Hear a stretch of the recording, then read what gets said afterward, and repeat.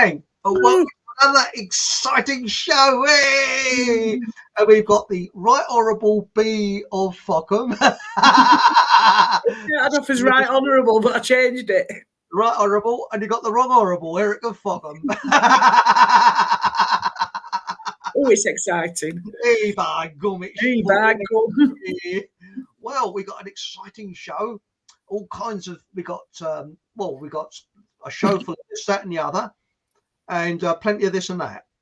Yeah, we might have a few adverts in between. And before we start, it's really probably we're going to have probably a very lively chat room this week, because what we're going to talk about is eccentrics. Now, when I say eccentrics, if you think you're an eccentric, then you're probably not. Yeah. But there are. When I say, we're not talking about mental illness, right? When I say loonies and people that are bonkers, we're not going to, because that is something, a completely separate subject. You know, yes, it is. People that suffer with mental illness, I've got great sympathy from, depression, things like that. We're talking about people that are really happy in their little world. Yeah. They enjoy pissing other people off.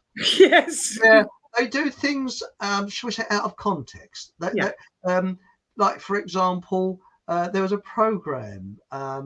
Remember that where they used to have people speaking loudly on a bus on a mobile phone? A bloke talking about pimples on his bottom. Yes, that's right. I've just actually Mr. Inappropriate. That was it. So these people are always inappropriate. This is what I'm going to talk about this week. I mean, one or two people send some things in, so it's going to be, as you say, a very serious and miserable show, won't it be? We've got to be very solemn here. That's right. But before we start, John hopefully will be back soon. We hope so. He's got a lot of problems at the moment, so I can say. And also, lots of people are sending emails to me and lots of comments on the show. Please don't take it personally. I'm not ignoring you. I like to answer everybody, but it's a lot. So, so please be patient with me. I've been a lazy sod today. I haven't answered your comments. But before we kick off, by the way, there was a bit of a problem, wasn't there? But I think this Sunday you're going to be all right, because how's your show? It's brilliant last Sunday. Yes. It had a bit of trouble. Trouble last night. For some reason, the date changed. And I double check my dates as to when things come out, and it had changed. But then it already started playing and I couldn't alter the thing. So I had to delete the whole thing, put it on an hour, and then re-upload it. Oh, no. But anyway, I've uploaded next week's, and it's all scheduled for next Sunday. So it'd be okay. Yeah, 8 o'clock. I had a problem. It was put in, what is it? Pacific time, Eastern Standard Time. So people saying, "Oh, was your show on at 1 o'clock in the morning?" And and this is the big problem. Now we're going to try and experiment. What happens is when Dr. Miles Fleetwood comes on, he can't make Mondays because Monday is his most busiest day. So he goes on a Thursday. And it was the first or second, I can't even remember myself, a certain Thursday every month. I think it was the second Thursday. And I've just done what lots of other people are doing. Is it the second one Thursday or the first Thursday, the third? And of course, you've got a low audience figure because less people see it. Yeah. Also, we're going to do recordings of them. And when you go onto my site on YouTube, you probably found this, Deb, YouTube, for some weird reason, has split the site up. Yeah. Once upon a time, you see everything. Everything in one list. Right. Now, if you first go onto my YouTube site, they think, "Oh, we last did an update. Last show was about 6 weeks ago or something." Yeah. And people, when we did that live show, was it a couple of Mondays ago? People are going on there and they're going, he's not on there," and bugged off. So, what I'm going to do is do recordings and do something every Thursday. Yeah. Older shows, all kinds of stuff like that. So that people, whenever they go on Thursday, and you'll have a live chat room, so you can join us in the chat. Yes. So they rude things in the chat saying, who's that soppy sod? Who's that wrong horrible git? And all that sort of stuff. So do that. But anyway, should we have a quick shufty in the chat? And do you want to kick off or try to kick off, Deb, afterwards? Let me have a look. Let me see who's in. I'm going right back to the top. We've got Mike tonight. Hello, Mike. We've got Tricky Dicky Joe. We've got Tricky Dicky Joe. Robert Dog. Good evening. Hello, Robert. We've got Herodotus Get Fooked. I like that one. We've got Dan Mack. We've got Moo Pit. Aunt Sally. And I think Aunt Sally. I've said that, yes. Ralph. I think, Man with a Pan. Robert Wilkinson. Hey, Rob. Greetings. Hi, mate, Rob. Morning, Stig. Stig's in. We're all in. Oh, that's good. Everyone's in morning because he's in New Zealand, isn't he? Because we're very international, this show. Oh, we are, yes. Oh, yeah. Yes. And, that's brilliant. Man with a pan. I like that one. I was woman with a pan earlier and then I put it back again and got something else for my tea. But what I was going to say is we're kicking off. Do you want to kick off with your story or do you want to kick off with my phantom story of the loonies? Yes, go with yours. Okay, then. Well, in the early 90s, when cinemas were sort of coughing their last and videos were coming in and people, it's before the internet, but cinemas now, I mean, there's very few still going, I think, unless you're in London. And the local flea pit where I live, sorry, I can say that now because I knocked it down, it's gone. Local flea pits. Yes. We had our fair share of flea pits in Leeds. That's right. And they were showing films that are about 10 years old. And you got in a cheaper. And being as tight-fisted get, I thought that's a good idea. And I went with a girl that I was going with at the time to see Sophie's Choice. Now, I don't know if you've ever seen the film Sophie's Choice. I've heard about it, but I've not seen it. You haven't missed much. It's very good if you want a good sleep. You know, you just sit there have a little nod off. Hollywood crap about a certain subject that we're not allowed to investigate or question. And they've always got violins. And you always know, you think, here it comes, and the naughty Nazis.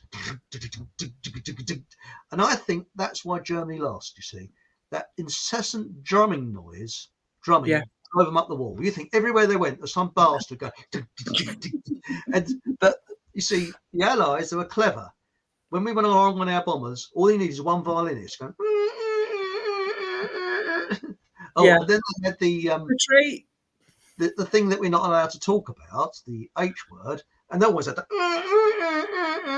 the old fiddler on.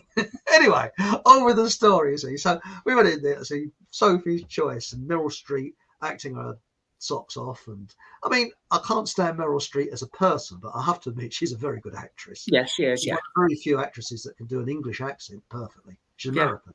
Christopher Reeve, I think, could do an English accent perfectly. Well, he didn't have much of an American accent, did he? No, he didn't really, no. He acted the part of an Englishman once, and it was absolutely polished. He sort of... Anyway, on with the story. There's this loony woman sitting behind us, you see. And it's 100% true. She thought it was the sound of music. I don't know why. So we're sitting there, you see, and it starts off, you know, and she starts speaking loudly. Oh, is the Von Krapp family coming on soon? Oh, is that Julie Andrews? She was more entertaining than the bloody film. And she starts up, I am 16 going on 17.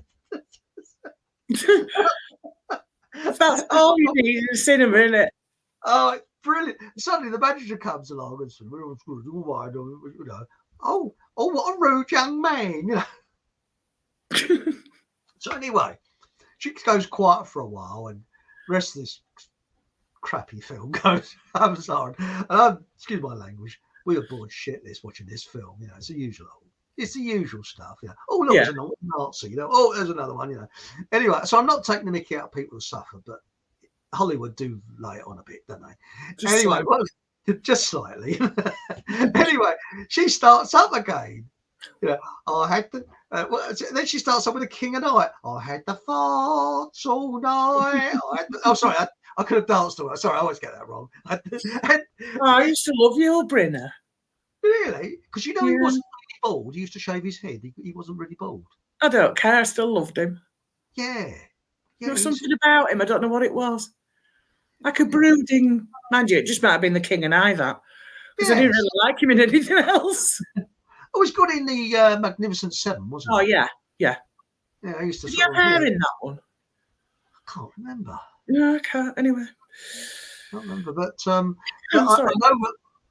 I know that Steve McQueen was the sort of because he got used to have a little bit of a strop if he didn't get a good part, didn't he, in a film? Yeah, it was a bit of a diva. Yes, but I tell you something, you can't beat the film Bullet with him in with a car chase. Oh, I love that! I love that film. I want to drive a Mustang. I always wanted to drive a Mustang. And, yes. Even though he stuffed it when I was, You say that, love, but you've got a smart car. I know. But mind you, it's a Lamborghini that's been rebuilt to look like a smart car because I don't like to show off. Is that true? No. Are you And also, when you phone up for insurance, they always say, "You got what, sir? Have you had a history of mental illness?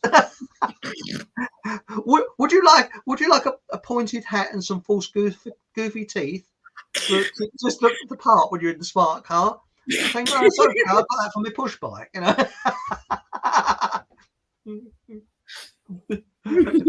Clown shoes optional. That's right. Well, at least on my push bike, the people inform me that I've got 2 wheels. I've got 2 wheels. Got 2 wheels there, yeah. Only one person on there. I've got no illegal immigrants on my back. And they think I work in a bar. They keep telling me that I'm a bar steward. Really? And my neighbours think my name's Richard. I don't know why. They said, look at that. There's Richard Head going along there. Look at that Richard Head. You know, just strange, isn't it? I really feel me, you know. Very innocent. It's lovely how people are so tuned into you. It is, isn't it? But the Steve McQueen, I mean, even I think though he croaked it, most of the boys in my school, including he was a hero worship. Yeah. You know, I mean, what's happened to cool? There is no such thing as cool nowadays, is there? I mean, cool is, you know, like when you put your glasses on, you don't go, it's sort of, hi, that's, and I like doing it on my bike, actually. I've got the cool shades. Oh, I haven't brought it. No. I've actually bought, I can't stand bike helmets. No. And I used to wear one until I knocked myself out. So I thought I'll sell it back, get one. And it's a sort of a putty base. I've got one that looks like a German steel helmet. You just get a German steel helmet. Well, it just goes round the back. Mind you, if you banged your head with that, you'd just have this continual ringing for about 10 minutes. That's a proper one. It's a designer one. Yeah, but it looks a bit like a German steel helmet. It doesn't go out of the sides. I'll have to put it on next week. You know? I've got stomachache now. But going on, you know, this woman, she was more entertaining than the bloody film. But the strange thing is, do you attract loonies? I seem to attract them. I don't know what it is. I do on empty top decks of buses, yeah. Yes. I can be sat in the middle. Mind you, I'm not a bus peasant anymore. Yeah. Well, occasionally, but I don't go upstairs anymore. But when I was younger and I was working and travelling to and from work before I got a car, I would go sit in the middle of the top deck of the bus, just looking out the window, and you could guarantee either male or female would come up the stairs, spot me, and sit next to me. I was like some sort of mad magnet. Oh, if you go to London, never go on the Circle Line. All the loons travel on the Circle Line because it just goes round and round and round. Round and round. I mean, I actually had a female flasher on the Circle Line. Seriously. Did you? I didn't know we didn't do that. Oh, I've just found another avenue. And not to me. What happened? I'm sitting there with this sort of newspaper and that, you know, I don't know, I think I'm going to a meeting somewhere else. And this was about just after lunch, I think it was about 2 or 3 o'clock. And I had to go to somewhere, I can't remember. And this woman She was, when the doors closed, she lifted her skirt up and she was sort of doing this, sort of admiring herself, and in the sort of in the window, sort of the glass reflection of the glass, Right. and she's sort of doing this. And I was going to say, my word, there's a cunning stunt, but I thought I better not. but it was, but you know, I mean, luckily she didn't loon anywhere near me. I was sitting there looning in there. Then you get the smellies come on. There's one bloke got on with some tulips that he'd obviously taken a shortcut through the cemetery. Yeah. He sat down next to me, and the stench, I'm not kidding you. Oh, you could smell it when you got off. Yeah. He had a wash probably about 3 years ago. No, I think he had a wash on VE Day after the war, and he's never bothered since, you know. But when I lived, yeah. I was just going to say, when I lived near the station with my mum, and I used to go to town sometimes on the bus, the train, because the train station was the end of the street. And me and my mum sometimes caught the bus into town. This is when I was in like my late teens.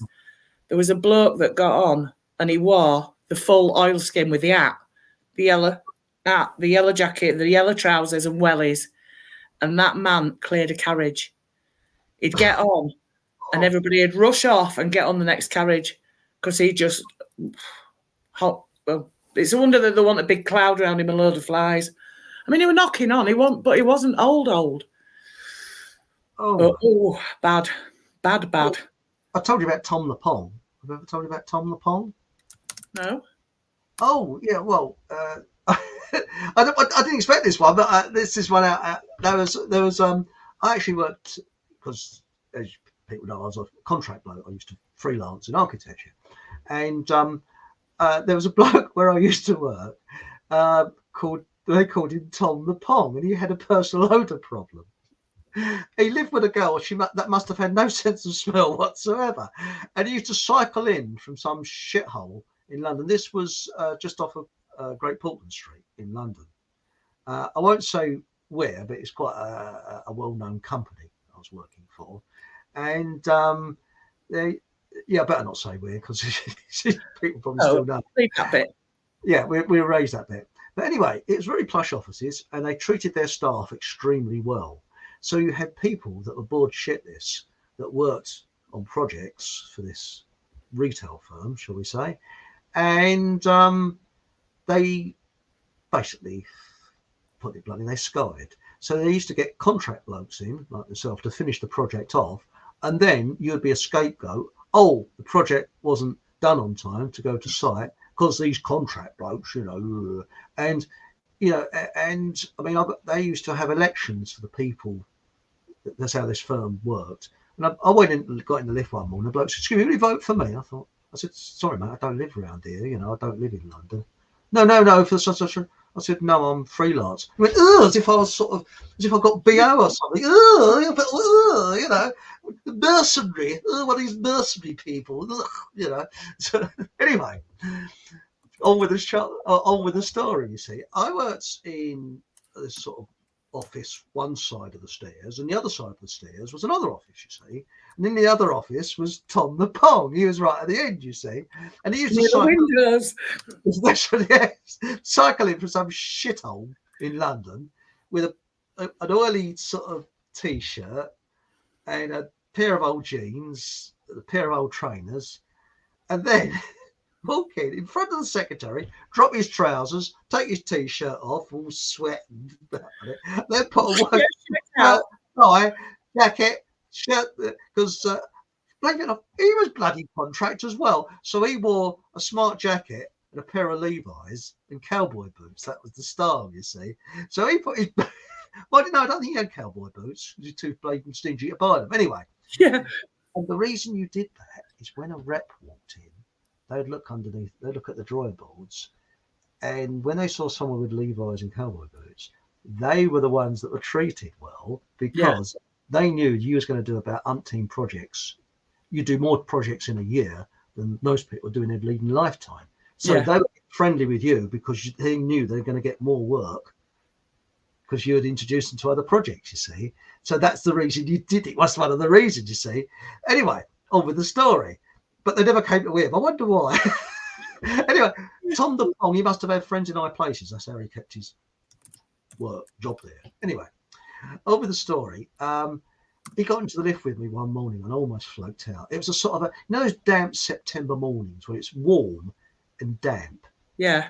And the stench, it smelled like, you imagine a kebab shop. You smell of kebabs. You must have lived on kebabs. There's this, that kebabby smell with sort of a kind of, shall we say, stale farts with a hint of soiled underpants. That's really what it really was. It's sort of, Well, it was so bad. He wanted to borrow my geometric handbook, and they are Bibles. You do not part with your geometric handbook. I remember you telling me this, yeah. They cost a fortune. And he said, can I borrow it? Okay. He had it for a weekend. And when I got it back, I put it in the briefcase. When I opened the briefcase, I put it outside. The stench had actually got into the pages. That's how bad it was. That was Tom the Pong. That is not good. His girlfriend, how did she stand it? But And each night, he'd take his smart jacket off and put his shitty old jeans on, dirty t-shirt, and cycle back to some shithole in London. What he said was, he said, he said, the butter this morning, there's all little paw prints across his butter pack. I said, really? He said, yeah. He said, we've got mice. Bleeding now. They weren't around for much longer with that bleeding stigma. They have the RSPCA in there. They might have been going, just passing through. That's right. But if anybody in comments has got any situations where they've met nutters, again, we're not talking about mental illness, eccentrics, all right, where they've had an embarrassing situation with an eccentric. So far we've had, what is it, the broadcaster in the cinema. We've had the Whiffy, the lady flasher. Then we had the man in the oilskin, the Pongos. Yeah. And Tom the Pong, which wasn't scheduled. I think I've told you about Tom the Pong before. I think you have actually. Now I think on it, because I remember you telling me about the book when it reeked the house out. Yeah, it's the pages always opened on their own. How the smell actually got in, and when he wasn't there, you go up to the end of the office, and the stench had actually got into things. You could smell it. That's how bad it was. Nobody said anything, but how could people? I mean, it made your eyes water. That's how bad it was. Yeah. I know somebody that worked with somebody that absolutely reeked of BO, and he said to him, eventually, he turned around and he went, "Mate, you absolutely stink." He went, "That's my wife's fault. She won't let me wear deodorant or aftershave in case another woman's attracted to me." Oh, I don't think that would matter, really. Well, I don't know, actually, I suppose. But anyway, just a bit of a mad... I don't understand how people come up with these mad concepts. No. There was actually a bit of a funny case where luckily I wasn't involved, with a woman who did have a strong smell of BO, who worked in an office with another woman, and the other woman couldn't stand it, and she politely told her, and she got legal people onto it and said that this woman was being racist, because she was from, I can't remember where she's bleeding from, some place, I don't know.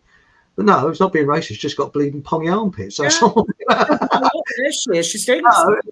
Yeah, just reeks of BO. But I actually, when you travel to London, that's another place where it attracts nutters. Yeah. And I've got several stories of my travels to London, because I used to go at peak rush hour times, so it's usually crowded. And one morning I got on the train, and the seats, I was sort of sitting, I always used to sit, never sit near the window, always sit along the seat next to the gangway for several reasons. One, you can't get blocked in.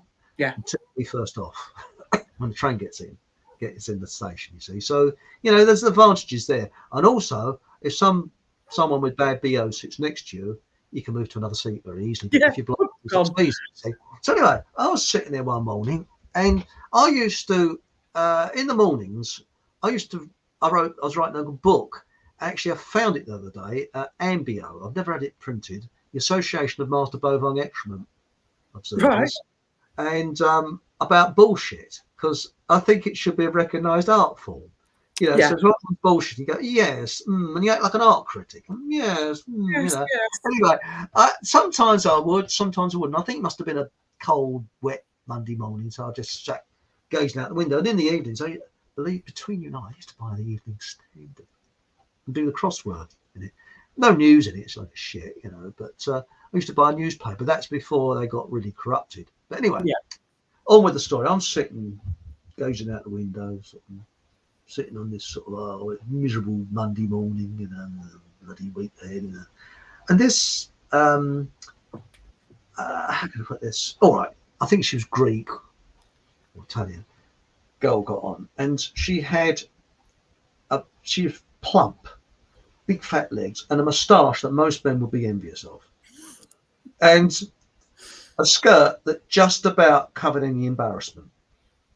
So she looked, shall we say, she was a walking contraceptive. A man, she would have no fear of being raped. One bloke would look at her and go, "Oh, bloody hell," you know. And she sat next to me, like this. I'm sort of on the edge of the seat like this. And we're going along, the train's going on, and suddenly she decides to rearrange her handbag. Now it was a three seat, so she's in the middle. There's a bloke next to the window, and I'm near the gangway. You see, so I'm sitting there and sort of on the train, and suddenly she gets out ladies' personal stuff, puts it on my lap. I'm thinking, sorry, mate.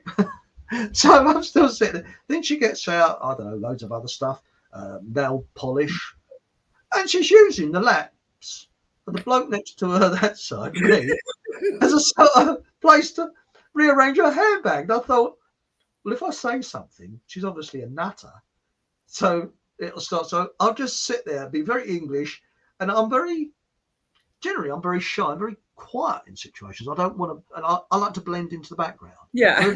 Don't make a scene. Don't make a scene. Very English. You know, don't complain in restaurants. I'm just sat there. And there's this sort of like a pile, like Vesuvius, coming onto my lap. I sit there. So I thought, I know what I'm going to do. When this gets into Liverpool Street, I'm just going to dart out the door. Like this. He's going to go everywhere. I was out of planning this in my mind, you see. Anyway, she does this, and then she grabs, sort of puts it all back in her bag, and she's put it just sort of sit there, people will be, you know, like, you know, and just gets up and walks out. You know, and I think she did it to sort of, I think she wanted a scene, but you know, I'm very English, and so was the bloke the other side, so we didn't say anything. We just sort of stiff upper lip and all that. Yeah, but some real nutcase. But the best one, the real best one of the lot, I occasionally saw him, was the rearranger, Mr. Inappropriate. And he would sit, I think he just did it for entertainment. I don't think he went to work. I think he probably came back again. I don't know. But you're on the train. If you caught the early train, wasn't so crowded, you've got a seat. But if you've got the later train, you didn't get a seat. So anyway, he said, excuse me. I can't remember his name. I'm making these names up. My name's Derek. What's your name? Right out loud. Andrew. And oh, okay, Andrew. And turns around to the woman next to her. What's your name? Come on, what's your name? Don't be shy. Starts to speak, isn't it? And he's obviously not one service short of a picnic set. He's completely short of the entire picnic set. Yeah. He's not nutty. He's just eccentric, but just likes to piss people off, I think. Yeah. So anyway, he starts asking everybody's name. Luckily, I'm out of his radar, so I can sit back and piss myself laughing because I'm not going to get. Oh, that's a nice jumper, isn't it? Where did you get that from? And he's going on and on and on like that, you see, and he's really pissing people off. And then he starts, oh look, if you sat there and you sat there, and you can talk to her, why don't you move around? And the bloke says, I don't want to. And you can hear, you do, he's just on the edge of someone giving a bleeding right hander because Oh, that's a lovely jumper. I never forget a bloke who said, yes, and I want to keep it. What's it got to do with you? Oh, don't be rude. I'm only being polite. It's nice to be polite on your travels, isn't it? And all the bleeding way down to London, you got that. About 40 minutes, you sat there. And but the best ones were the two women. I think it was Enfield Lock they got on. And if you caught the slow train, you'd catch them. Now, you think about it, the train that I used to use, they were one of the last to use the manually open doors. Yeah. They were one of the last. I think into the 90s they were using them. Right. Until they got the rolling stock. And sometimes you got the new rolling stock and sometimes you didn't. And this was the old train. And there's this platform. Now, hardly anybody got on at Enfield Lock. I don't know why. One or two people, that's it. And they used to have bags of material or something. I don't know what it is. But they'd have it to the other side of the platform, not near the train. So they'd hold the whole train up whilst one of the women opened the door and the other one very slowly walked across the platform to put the bag in the door. Oh, gosh. You're sitting there and then suddenly they're getting on a train. It's easy, isn't it? You open door, climb on, shut door. Climb on. No. Oh, are you okay, dear? Right, all right. No, she lift your leg. Oh, yeah. Oh, yeah. And they'd literally hold the whole bloody train service up, going way, way back. And then it'd take them about 10 minutes to get on. And once they got on the train, the door isn't closed properly. Oh, is it? Right, hang on. So open the window, and it'd be like a freezing cold January day. So you got this blast of air. Oh, hang on. Oh, I don't think this door. Oh, I wonder if you better call a communication call just in case, because we don't want to fall out the. Please don't do that. We want to shut them out. Anyway, one day the train they didn't. That's it.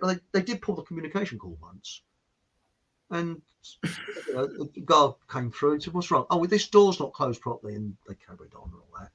But the train used to stop at I think it's London Fields, the slow train, and they got off at London Fields.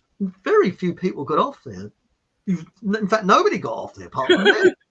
And the train was held up. There's a backlog from Liverpool Street one morning. And I was sitting there and they got up and I watched them and they went up and they got on the platform with the train going back. And I think they did it just for entertainment. Yeah, probably. Why was they getting on the train? And they literally got on that platform for the train to go back. See, that's the sort of thing that I do. For a laugh. That's my eccentricity. I'd do something like that. Yeah, just piss everybody off. It's really quite good, really. When you have to think about it. But, we've had, I don't know, I can't mention any names here because I haven't had permission. But somebody sent me an email, okay, and so I've got to be very careful. Yeah. The chat was telling me, and I can't mention his name, can I? Hello. And call him Peter. Peter. Okay. Yes. Peter was telling me that when he lived in London, he fell in love with this lovely lady, and he, like myself, attracts loonies. And he fell in love with this lovely lady, but she happened to be a kleptomaniac? Oh yeah, kleptomaniac, yeah. Yes, and suddenly the shed where he was living started to get filled up with sort of stuff you'd find in Argos and things like sort of hair dryers, stoves, all kinds of stuff. And she'd sort of go out and she'd come back. And we might need this, but she never got a call. That's weird. Yeah. And see, Argos never had a lot on display, did they? Because you hand your ticket in and then they bring it out the back. Yeah. But they did have like little displays of smallish stuff that you could have got away with if you were a kleptomaniac. I mentioned Argos off the top of my head. Oh, right, yeah. Argos, but but you'd sort of see, he'd be terrified of getting up in the morning, open the shed door, and then something else would appear in there, and she used to just sort of store it in there. These bits that she'd nicked. She just couldn't stop nicking stuff. Yeah, I had a friend like that when I was a teenager. She used to have like boxes of makeup under her bed. Boots' shelves must have been empty. And it took me months and months to realise that she was actually nicking the stuff. I just thought she was buying it with the pocket money. But no.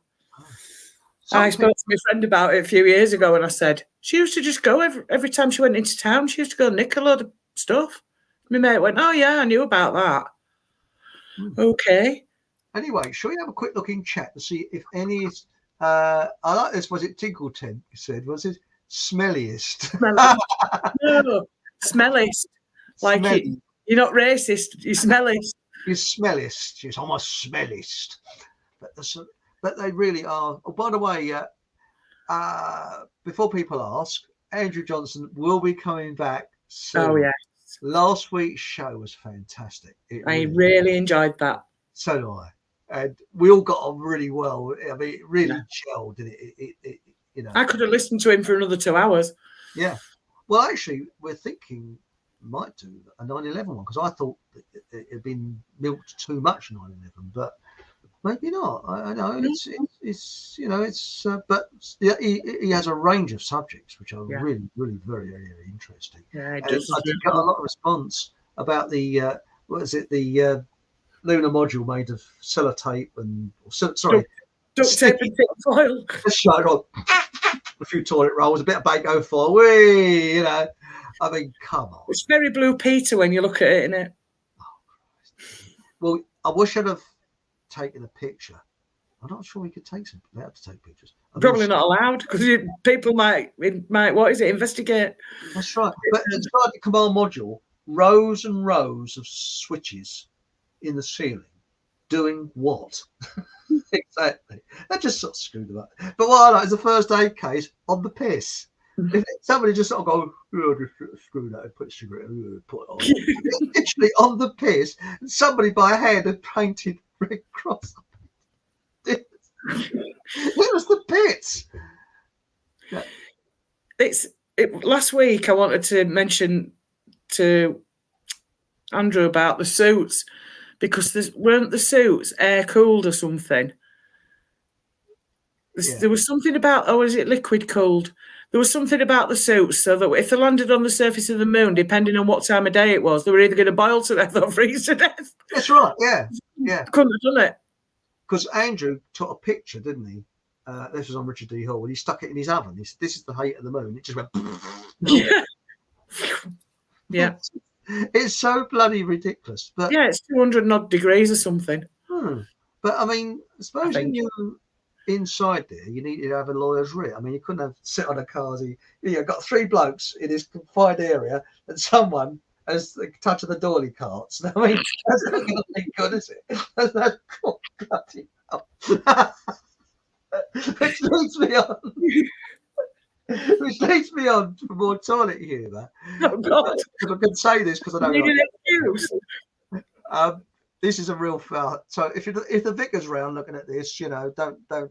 You just put the volume down. If you've got crazy. I'm not watching this. Look at the curtains. Yes, if anybody's looking, close the curtains a bit. You know, and you can always deny it. But my brother-in-law, he was a bit odd, very odd, and I don't want to go into explicit details. But my dad, during the war, he went through malnutrition, which upset his stomach. And when he went into the toilet, even flies are on their back. Show yourself. It's in a bad stomach. But you couldn't eat. You had to take the skins off of tomatoes. You couldn't. Yeah, digest stuff. Yeah, couldn't digest stuff because he'd suffered malnutrition. Anyway, on with the story. When my sister first went out with her future husband, my dad, he came in, and my dad was in the car seat upstairs. And do you have the stars in your eyes with that smoke would come up under the door?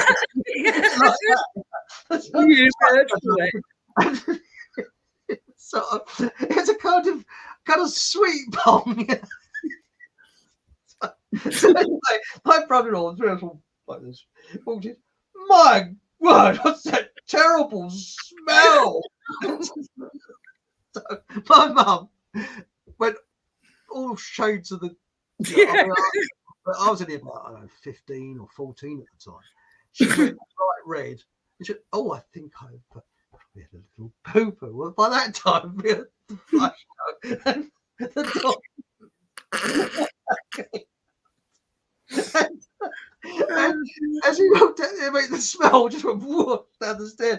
And my brother-in-law, it must have been put on, started this fake laughter, coughing rather. Oh my God. My dad came running down the stairs, all smiles as he normally was. Oh, hello, how are you? Oh, he had something about polos. My dad had polo mints on him all the time. He was always sucking polo mints. Oh, got back on. Yeah, I have a polo.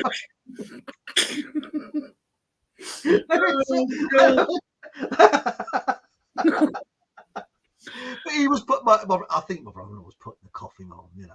Yeah. But, my mum's bit of an introduction, though, isn't it? Yeah, but I mean, talk about mega embarrassment. I mean, if there's an embarrassment-ometer, that would have been sticking into the rig, you know. Yeah. But, superb. Shall we have an advert? Why not? I think an advert's coming on. Why not? Shall I pick an advert? Let's have a look. Why not? I've got to whiz down now. Now, do we want a radio one or do we want a taxidermy one? What about your next Sunday show, first of all? That's the most important, isn't it? Oh.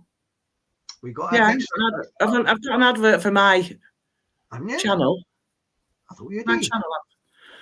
You've got a channel advert? I thought you did. I've got a channel advert, but I haven't got one specifically for next Sunday. I can put the channel advert on. Why not? And then we can choose a funny one. Yes. Yeah, right. Here we go then.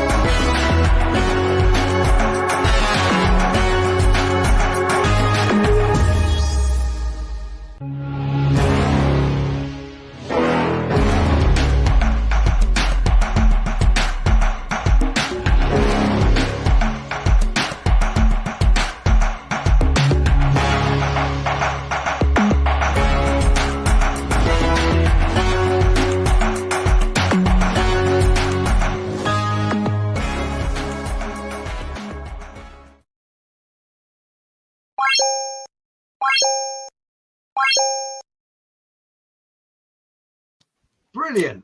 And every Sunday at 8, I love that bit of music. And last week's, every week is absolutely brilliant. Thank you. But funny, because you mentioned Bennington, which is just up the road to where I live. So, I don't know what's Bennington. Not exactly that voice, but Bennington in America. Bennington, America, though. Yes, Hertfordshire. But anyway, it's really interesting. I didn't know. Well, I won't say too much, but it's well worth watching. Thank you. I didn't know about the that was there, but people have to tune into it and find out, won't they? Yes, they will. And hopefully Rick will be back soon. So yes, all being well. That's it. That's it. Or maybe 9. No. You had trouble. You one off that, Mike. Well, talking about weirdos, I had a funny experience today. We were talking about this before we came on here, didn't we? Yeah. Carry on. So what happened is I've had a bit of trouble with my shower. So most people have this pull cord to turn their shower off with, but I don't. I've got this slight switch in the airing cupboard, which is next to the shower, you see. And I went to turn the switch off the other day, and I thought, bloody hell, that's hot. I've been having this strange fishy smell in the airing cupboard. I think I cleaned it all out. I thought, it went. And then I have a shower, and what it was, the switch is too low powered, so it was burning out. It's a 20 amp, and it should be a 45 amp. Oops. So yours truly, as I've been putting the shower on at a higher power, because that's what's burning the switch out. I've been using a lower power before, but that doesn't cause any problems. Anyway, I went down to Tool Station today to pick up a 45 amp switch, you see. And it's funny, when I went into the tool station, there's lots of frustrated old ladies outside and some nuns. I don't know why. Oh, young man. Oh, we don't know that. Anyway, coming back, walking back, he said, where I live, I say it's semi-rural. And in the distance, there's no one around apart from this woman with, now, I have to admit, I do have a problem with some dogs. Yes. Yes, little dogs. Dogs that look like rats, ponced up rats. I'd prefer to have a pet rat than a little dog. I don't like small dogs, sorry. Nothing personal. I love all animals, but something about these little snappy bastards, dogs, that type. And as I'm walking back, there's a dog. This is very laboratorial tonight, by the way, that just had a crap, and the woman was wiping his ass. I went, I mean, can you imagine that happened to an Alsatian? That Alsatian, get away from my arse, But the dog seemed to be enjoying it, so That's what I said, wasn't it? You have your arm, it'd be stood there with your arm in its mouth with the tissue in the end.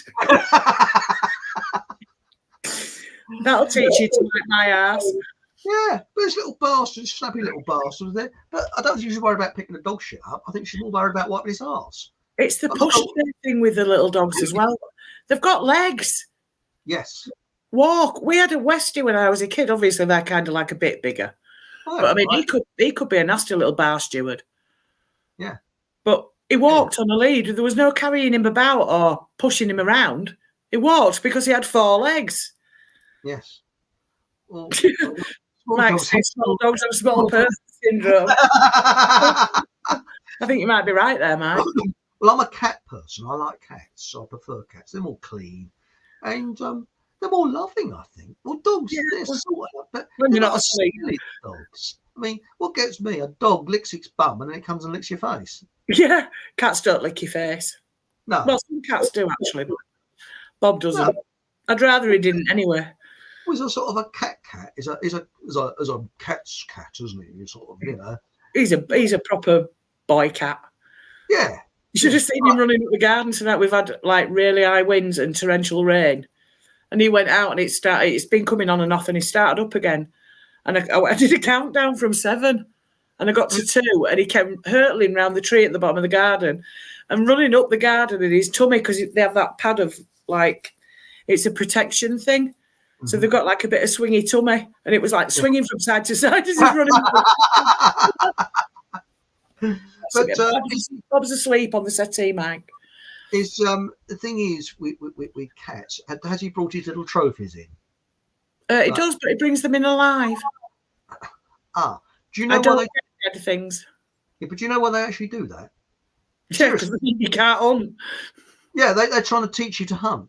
This poor sod's fried me all the food. He doesn't know how to hunt, so we've got to show him. I actually can't understand it why you get upset about it because they think they're doing you a favour. So look, this is what you can bring in, Yeah, because people go, oh, it's bringing you gifts. It's not bringing you gifts. It's going, look, this is what you do there. Yeah. But the last one that Bob brought in was a mouse, and he came proudly in, and he's like right down to the floor, and he's got this mouse in his. Well, I could see he got something in his mouth, and he's making all these little grumbling noises, and then he popped it on the rug and sat back really proud, looking at me and looking at this. I'm like, oh, bloody hell. So I went and got a little bag and a bit of kitchen roll, moved the table out of the way, and this mouse is laid on its back, like arms and paws in the air or whatever. And I just went above it to pick it up, and it flipped over onto its feet and shot off under the settee. I'm like, what? So I left the door open all night, and I'd moved the settee, and it wasn't there. He was going round and round the settee in circles looking for it. But it must have actually seen the door and thought, bugger this, I'm off. Yeah, played dead till I got to it. Yeah, that's the downside of cats. They are a bit wicked when it comes to it once got a dunnock in. I thought it was a baby starling, and it wasn't. It was a dunnock. And every time he did it 3 times in the space of like quarter of an hour. He just kept bringing one bird in after another, and I'm like, please, will you stop doing this? Because apparently dunnocks are ground nesting. They're like sparrows, but they've kind of got starling's markings, but they're only little. Oh, I know what you mean. Yeah. He must have found a nest of them and thought, "Oh, I'll take them in there." Mate of mine years ago, his cat used to bring trophies in, and you didn't see it. He's in the shower, and he got it's all steamed up, got all the curtain around that. He puts his foot out, straight for starling. No. No, I don't think so. No. But that's nice, Aunt Sally. What's this? Saying, what about when they're bringing only half a rat? Mine has done that. It's a present. Nice. I'll tell you what I have had though, because I had pigeons come into my garden, and that's that's more generally all I did. Was it robins, blackbirds, and pigeons? Yeah. And and there's sometimes rooks. No, was it rooks? I get jackdaws. Those bastards. Ones with a grey. They've got grey around the neck. Well, what I had is I feed the birds every morning before I have breakfast, and I sit there eating the breakfast, watching the birds on the bird tape, you see. And so they get better treatment than I do, you know. So anyway, what I get at springtime, I've had this for the last couple of years. Pigeon it's got a beautiful twig. Now, I'm not imagining this. Right. Comes very close and puts it on the step, and then retreats as if it's a gift as thank you. Oh, it really choked me out. That's sweet. That I'm sure. I'm positive. I mean, he might have just put it there because he's being late, but it was a beautiful twig, and I really do think that was a form of gift. Yeah, I agree with that. On the show one that I kept it. I thought, oh, that's lovely. Yeah. Thank you. It's sort of it choked me up, but the funniest thing we've had is we've got you can get flower pots that hang over the fence. It's just like one flower pot with a bent arm on it. So we decided that we've got a couple of these because I tend to see things like that and think, oh, I'll do something with that, and never do. So we've decided we use it as a squirrel feeder. So my husband fills it up every morning with monkey nuts. We buy monkey nuts in massive sacks. So one day I was sat here and I was just glancing out the window, and the squirrel came for the nuts, and I saw the neighbourhood black cat on the other fence, and it jumped across, and the squirrel had its back to it. So there was the tree behind the squirrel, and then the cat in front of the tree, and the cat was crawling along the fence towards the squirrel. And I thought, I know squirrels can move with the water, but I was thinking that squirrel's not seen that or heard that cat because it was too busy munching its nut. Yeah. All of a sudden, the cat was about to pounce, and the squirrel spun round, ran up its face along its back and up the tree, and the cat was like, what? Straight up its face and off. They're bloody. But hey! Every week without fail. I'd love to know what happens. I really would. But every week. But actually, I saw a documentary once about pussycats, and they reckon that however domesticated they are, directly they step over that threshold, they revert. They're in the wild. And they're more efficient hunters than lions. Did you know that? Yeah. Because a lion, I think it catches its prey about 10% of the time. A domestic cat is about 60%. Yeah. And if it wasn't for cats, there'd have been mass starvation, because it's the cats that kept mice down. They kept them off the corn and things like that. Yeah. So I got that. The Egyptians worship cats, but something about offhandedness of cats that gets me. That sort of stroke me if you want. And you notice when you stroke them, they always lick the human off of them. Yeah, it's like, monkey. Yeah. And also they always purr around you when they want food, and then it's not. Yeah. Oh, Bob is the top coming off the butter, and that's it. It's like, oh, doesn't matter where he is in the house, he's at the side of you. As soon as that lid comes off the butter. Funny that, isn't it? Finely tuned. I had a cat follow me once. Animals seem to, I don't know what it is, they always seem to walk to me. And I actually went up when we had a post office, and that's long gone now. I used to walk up to the post office, about 10 minutes walk. This cat wouldn't leave me alone. Waited outside the post office, and I thought, oh, bloody hell. And then when I came out, walked back again, and he was with me. And he was sort of getting around my feet as I'm walking along. Yeah. And I thought, I think I've got a new pet. but he was very well kept. You could see he had a collar, so he wasn't hungry. No. He obviously had a good home, but he just affectionate. Very affectionate. And when I got past the house where I first saw him, he went back, and that's where he lived. So he just wanted to be with me for about 20 minutes to go out to the post office and back. Yeah. You know, and I was frightened he might run out on the road or anything like that. I wonder if he did to several people, but talk about affection. And he got used to me. And often when I went out the post office, because I used to work from home, I used to do mail order and stuff. I used to walk up there. I often saw this cat, and he always followed me up there and followed me back. Yeah. Very, very affectionate. And it's very, very strange like that. I mean, I've actually had robins come to me and things like that. I even had one that was ill, that had a growth or something on the side of it. And I put some water down for it, and I put some food down for it. And I couldn't have put it out of its misery. But really, it would have been more humane to do that, but I couldn't have the heart to do it. I can't bring myself to do things like that. And I think that I gave him this robin or she, I don't know, a little bit of life, what was left of it, you know, a little bit of humanity, I suppose, you know. I was only saying the other day, for such small birds, they're so, like, friendly, and they're not scared of people, or because you hear of them, like, landing on gardeners' spades and things, don't you? Just while people are working in the garden. For little birds, they've got no fear in. That's right. It's weird. It really is. Yeah.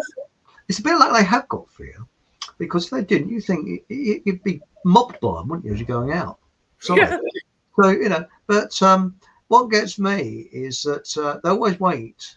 But funny enough, they don't touch wood. They haven't shit on my washing. Well, that's good. I don't think robins do that. But I've got a deal, you see, going on with the pigeons. I feed them, providing they shit on my obnoxious neighbour's car. Superb. And I saw them wash their car the other day, and sure enough, all across the top. There you go. They got extra feed for that. I mean, yes, it's germ warfare. But here's your reward, boys. Thanks for that. Did you know if you cut yourself and you get pigeon shit in it, there is no known cure for it? It's worse than a snake bite. Yeah, it is. Killer. There's all sorts of bacteria in pigeon crap. Yeah, there's the worst bacteria you can have. And they have had people, there was a bloke on a building site, I think. He cut himself, put his hand on some pigeon shit, and he died. They could not actually cure him because that is very, very dangerous. Yeah, it is. I know it's sad with Trafalgar Square, but that was something good they did do. They stopped all the pigeons really, because all you did when you walked across it's full of pigeon shit. Apparently we've got I can't remember what bird it is. It's a bird of prey anyway, that's in City Square in Leeds. There's the Big Queen's Hotel, which people will probably know from the Jimmy Savile saga of his funeral, because he was laid in state there apparently. Really? But they've employed a bird of prey to keep the pigeons down from around City Square. Interesting. Because you know that they actually put a bird of prey up at Air Force bases. Yeah. Just because of problems with birds flying into jet engines. That is bird strikes. Bird strikes, that's right. And there's an RAF base that they actually have professionals go in there to put the old hawks up and birds of prey, keep the birds away. I think it's more a deterrent, because I think if birds know there's a hawk about, they keep clear. So that's right. It's that rather than sort of picking them off and eating them. But yeah. Well, I tell the weather forecast from the birds, because I find that if you put the phone down and you've just walked away from the bird table, they're on it. You know it's going to be a bad for days. This last, now I'm down south, it's probably be a little bit different where you are. I've found I put the food out this morning. Now, the last week, I would just about turn my back on the bird table. They were on it. They were waiting. This morning, I put the food out. They couldn't give a shit. You go about half an hour before the bird came down, which means we're going to have it mild for the next couple of days. Right. Even though the forecast says it's supposed to be getting cold again up here. We're supposed to be having snow again. Apparently it's going to get a bit colder tomorrow and the next day, and then it's going to warm up over the entire country near the next weekend, so they say. But it's been very mild here. Anyway, we got anything in chat? We got some interesting. Yeah, I've just spotted one that Hatchie's put up. Anyone picked up we are supposed to be getting a nuclear bomb warning in the next 2 weeks, as in via text message? Richard Verbs informed me earlier. No. What? No. Oh, yeah, I saw that on Richard Vobes. Yes. No. That's interesting, isn't it? Yes. I haven't seen that. Yes, I have heard about it, and apparently Who's got my number to send me a bomb warning? Well, apparently the government knows all our phone numbers, so they can send a bomb warning. I'm going to send a bomb warning. You know, getting a bomb. Oh dear, it's just how big in the smartphone. Oh, what's this nuclear war? But I actually believe that what John says, John Hamer, and that is that it's a hoax. There is no nuclear bombs. Yeah, see, I'm on the fence with that. I think there's quite a possibility that there is. The trouble is, if they did have, some arsehole would have pressed the button by now. Well, they probably would, but there's probably about 1,500 sequences to go through before you can actually press the button. It's not just sat on the president's desk, is it? Like, might accidentally catch it as he's reaching for a pen. Sort of, cigar lighter, launch just missile. Up with your hand on desk. Oh shit! I didn't mean to touch that. Don't sit on that. Oh shit! I'll cover it. That's it. I need to make a phone call and change my plans. Well, you heard that one about Admiral Nelson, haven't you? Not Admiral Nelson, Cap Nelson. Have you heard that one about Nelson? Can't remember. It's an old one. And up in the crow's nest, a bloke shouts out, 4 froggy French ships on the starboard bow. So he says to Hardy, get my red dinner jacket, won't you? He said, but sir, wouldn't that stand out? He said, no. He said, when the French snipers take a pot shot at me, my men will not see the blood and they'll be inspired to carry on fighting. And suddenly through the crow's nest, it says, 40 French ships on the starboard bow. Hardy, get my brown corduroy trousers. Not coming that I like that, yeah. Anyway, we've actually got Fockham Hall has got its very own reporter in the Far East. It's John. Yes. If anybody wants to see John's comments, he can't comment on YouTube. He's actually in Siam, and I said that deliberately. You have to look that up where Siam is, because it's an old name for where he is. It is. And you've seen John's comments, haven't you? I have. Very good. And they're on BitChute, because you know that I've also got a BitChute channel. And the next day, this show is actually loaded onto BitChute if YouTube haven't given you shoot it off BitChute, don't you? And what happens is it's exactly the same. But if you can't comment, people have been saying that they've been writing a comment out, go to put it on, it disappears. That's YouTube. Go onto the BitChute channel. You better comment on there. Okay. Yeah. And what you were saying is that, it's sort of mask free here, although you still get the old people with a nappy. There was two on Saturday in the supermarket. They kept having to lift them up to talk to each other. What is the point? Have you seen? They always have the nose exposed as well. Yeah, but they were still lifting them up to talk to each other. What about when they sit down and have a cup of tea in the cafe? They're sort of a lift job, What do they pour it down the top? Or the ones that are still driving around in the car on their own with one on. But always with the nose exposed. Yeah, always. Yes. It's sort of. When the lockdown was on, I saw a woman that should have been done for child abuse. She was walking around with this bloody nappy around her mouth, and her little youngster must have been about 4 or 5 years old. A poor little love had the nappy around his mouth and a bleeding visor in front of him. No. That poor kid probably went down with everything under the sun afterwards, because you've got to, build your own immunity up. Your own immunity, yeah. I didn't die.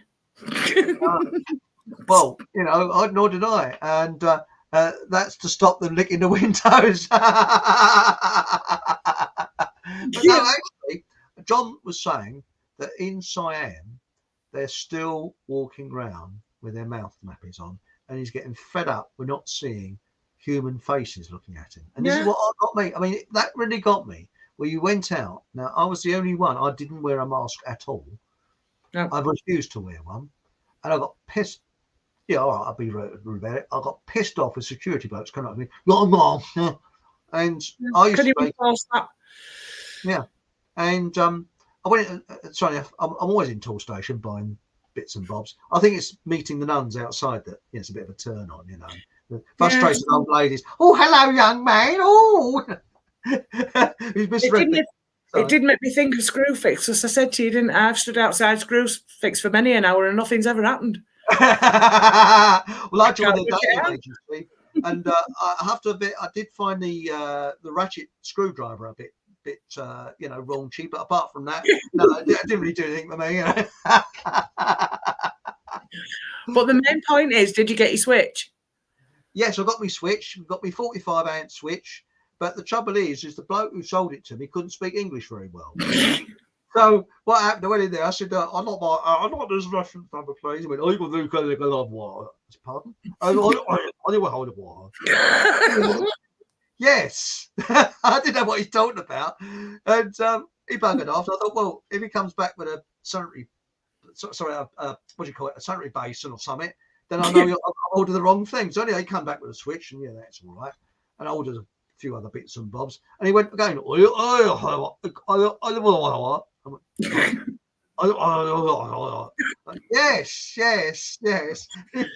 Was he in the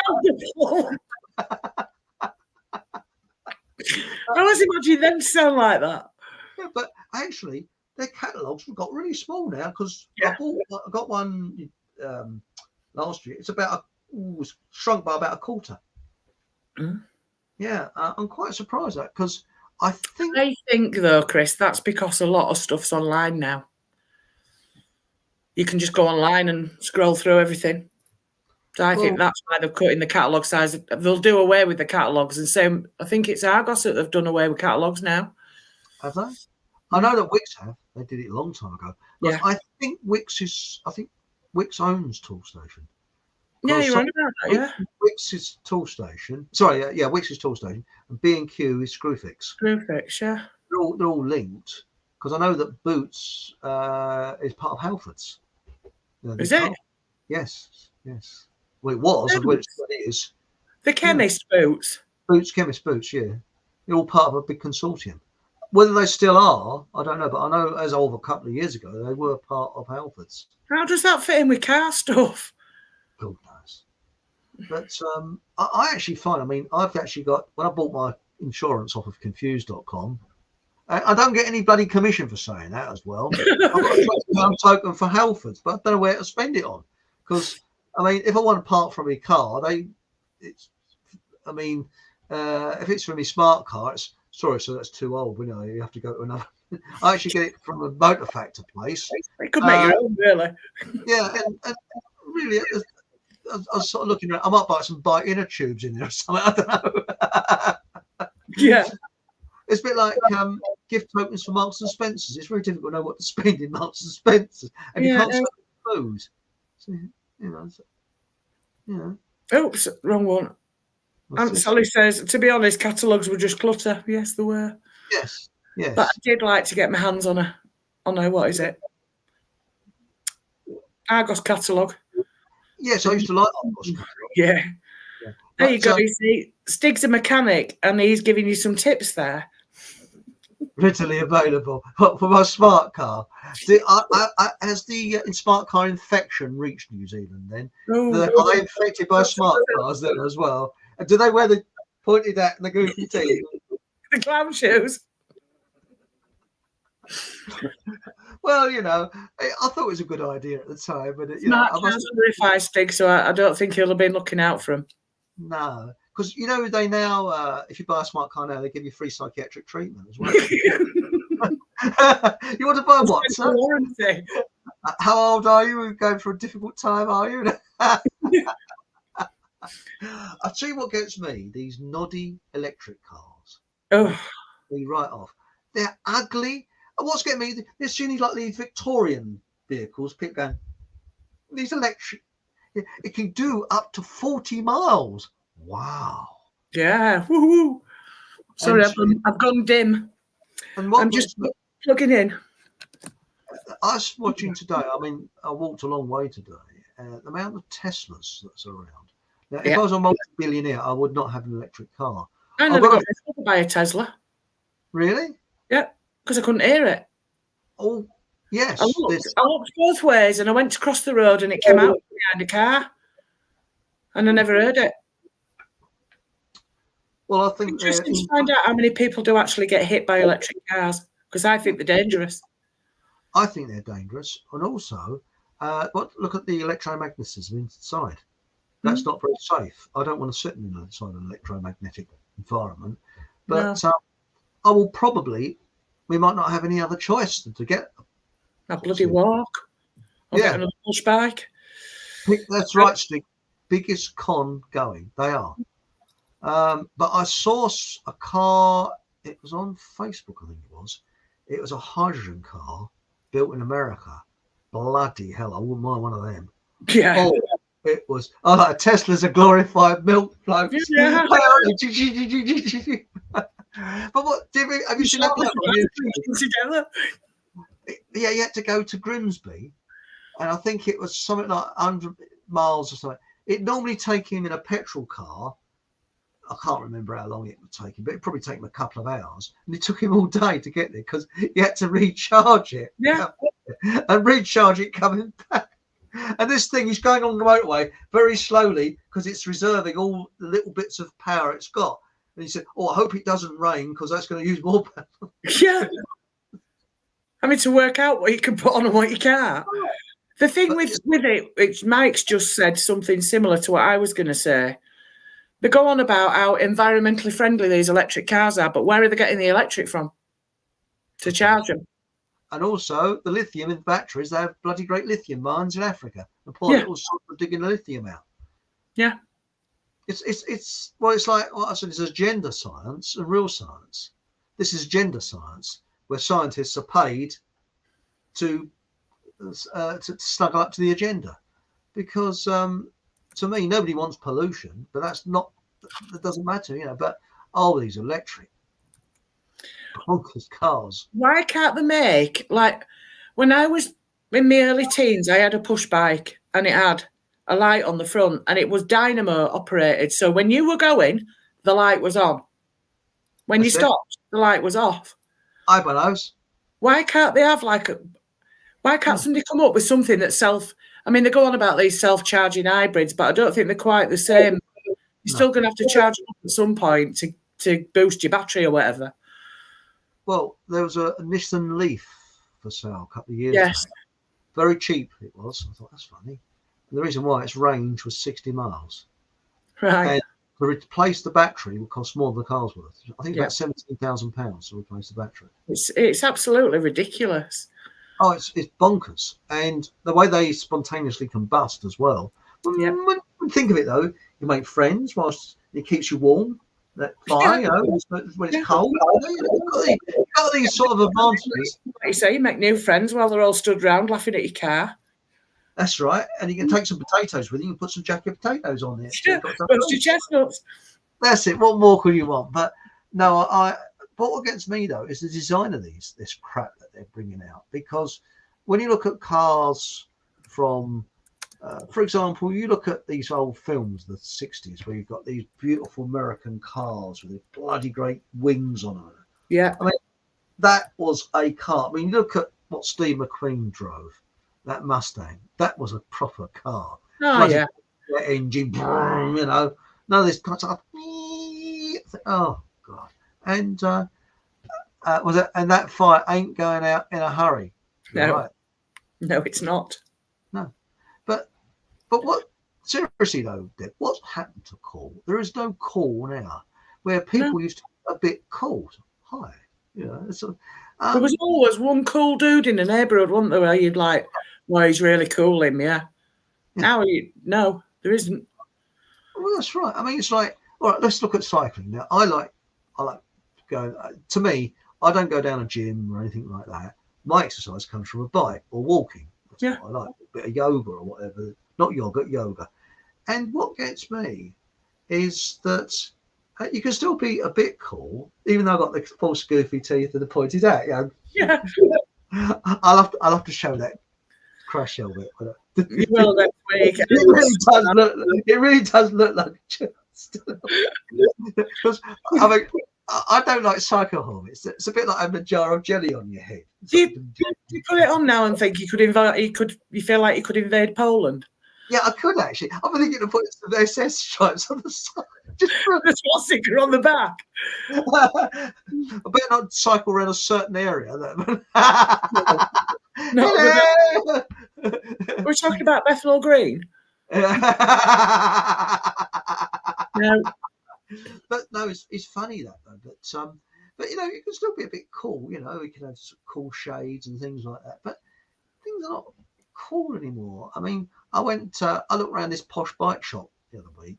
We got near us that's just opened, and they don't have drop handlebars very much now. Now you've got to have drop handlebars so you can get down really. Yeah. I mean, that's cool. That's cool. But sort of, pull up handlebars. Nah, that's not cool. No. But Right. Shall we put an advert on now then? An advert on. We need an advert. Right. I'm going for. Let's have the. We've only seen the taxidermy one once, so I'll put that one back on. Oh, please do. Please do. Go.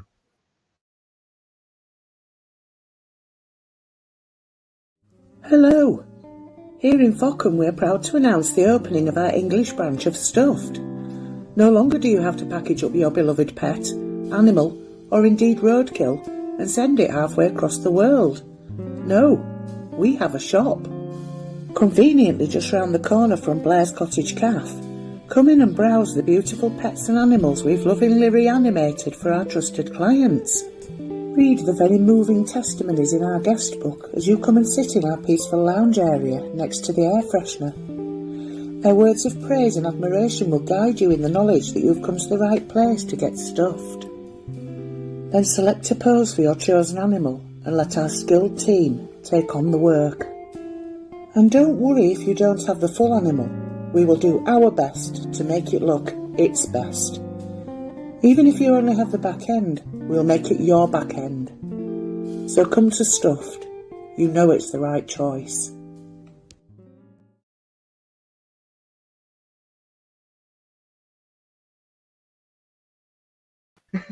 Moving. I moved the tears and laugh. What a lovely show. Do you know something? You're a genius at them, Deb. I know. Absolutely. I need to get back onto them, but I need to get myself in front of it because I'm kind of behind on my videos and things. So once I know what I'm doing, it doesn't actually take long to knock one up, but I will do. I will do a couple more. He's very lucky to have you. It really is. And thank you very much, Deb. And I'll tell you something. We've got a mystery guest coming on next week. And it's such a mystery that I haven't got the bleeding clue. Could be anybody. It could be somebody Chris meets in the street next week. Could be, yes. Actually, did you know that Bill Gates has got exactly the same medical qualifications as my neighbour's dog? So I have my neighbour's dog on. That's a good idea. But no, we're going to get Andrew back, definitely. Hope to get John on, John Hamer, kicking and screaming. Yeah. Hatswell should be back and that, so. Survivalist Dave we'd like back. We want Survivalist Dave back. Yes. I'd like to see his penknife, to be honest. I can't remember what it looked like. Really? I like those sort of multi-tool things. I want to see what one he chose. Do you want to see my Swiss Army knife? Oh, now that's. You're supposed to be showing us a Swiss Army knife when I whip my girl down. Yes, I've actually got several. And do you know something? Most pen knives, if you buy them now, they're blunt, but Swiss Army ones are not. But it's wrong to really call them a Swiss Army knife because it's really a tool. There's all the stuff you can do with it. They're beautiful. This, Now that's a tool. this, I can't remember where I got it from, but it's a bit big to be carrying about in your handbag. But you've got, I feel like Dave now. You've got you press your handle in, and then anyway, it's got all the penknifey things there, but it's also got a hammer and an axe.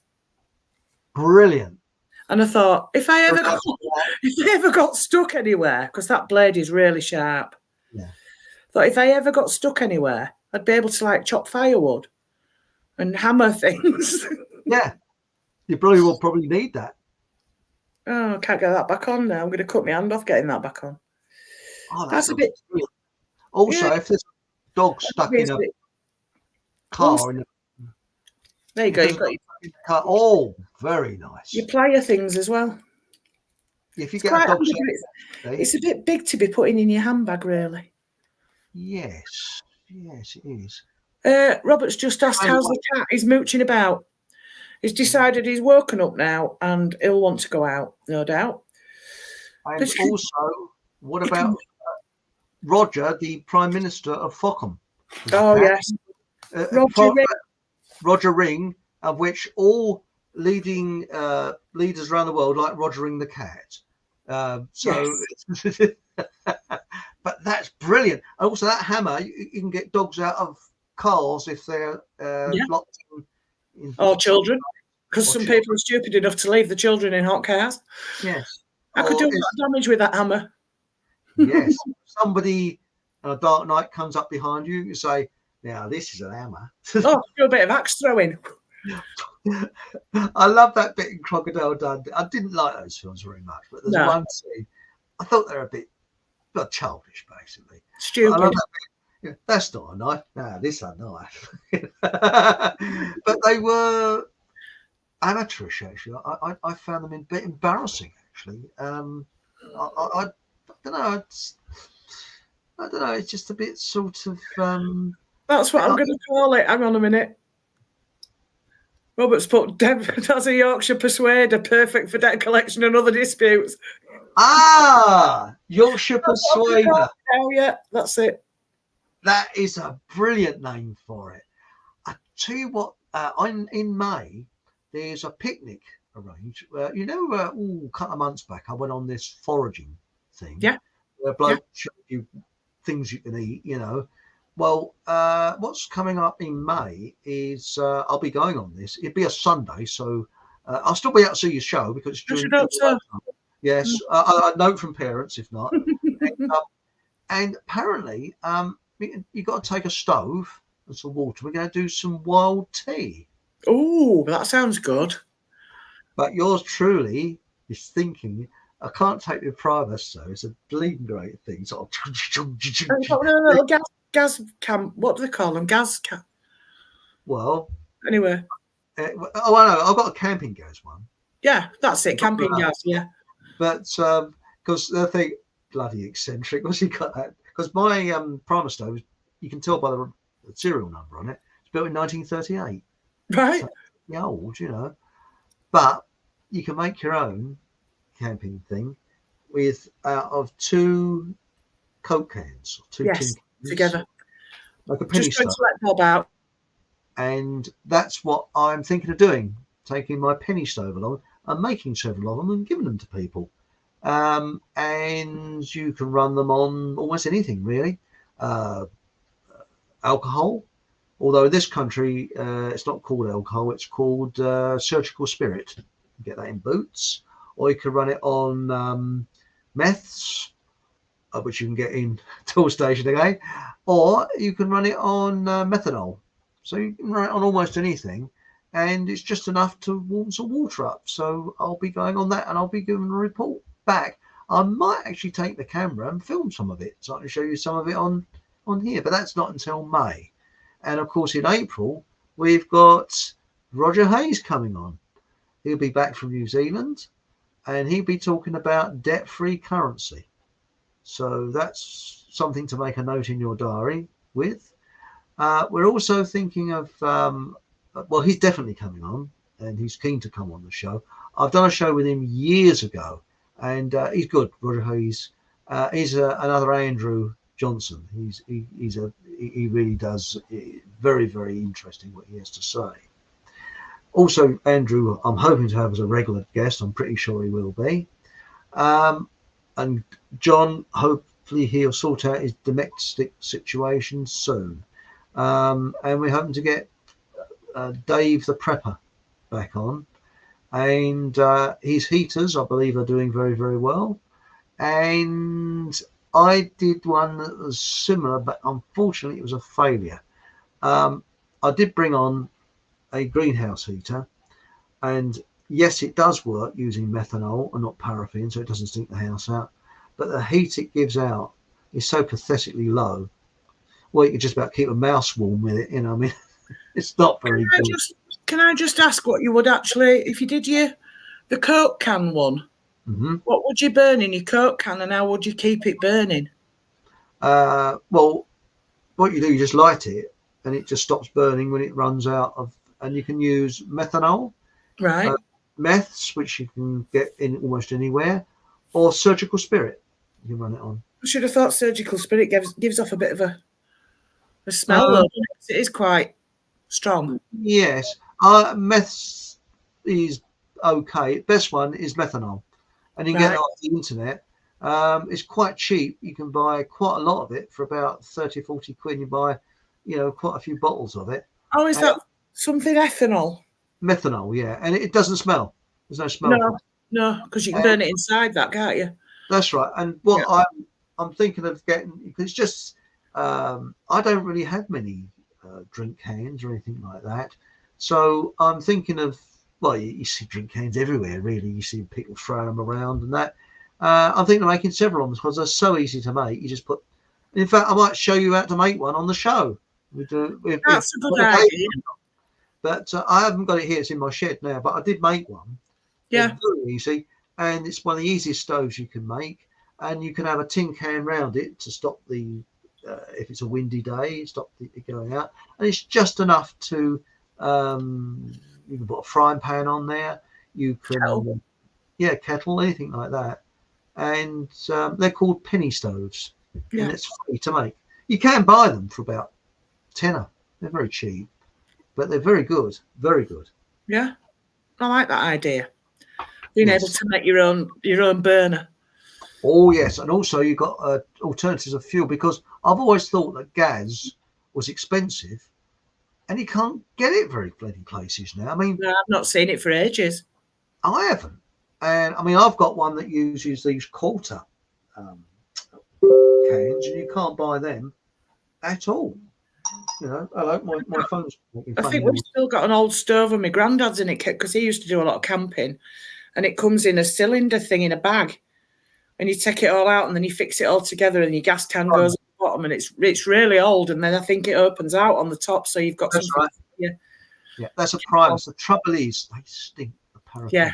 Running on paraffin. Got to pump it up, but bloody boy. We used to go camping when I was a kid. And my uncle was a bit flash. He always had the latest.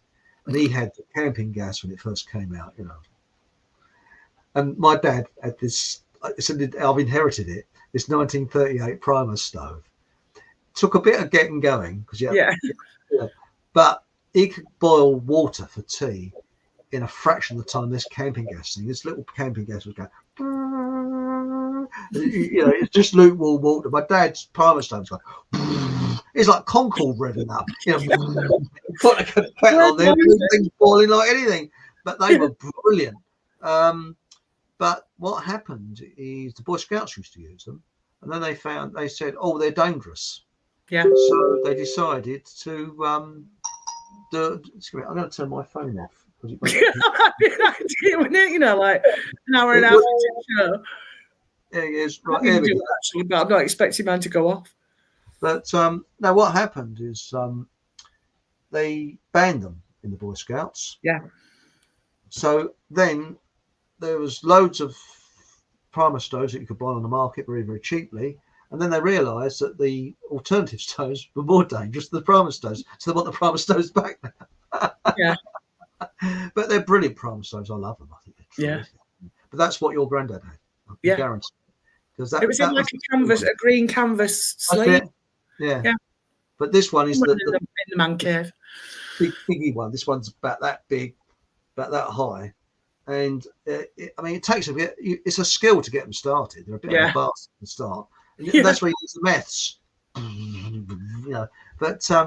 But I actually use fire starters to start them off. They're just as good. Yeah.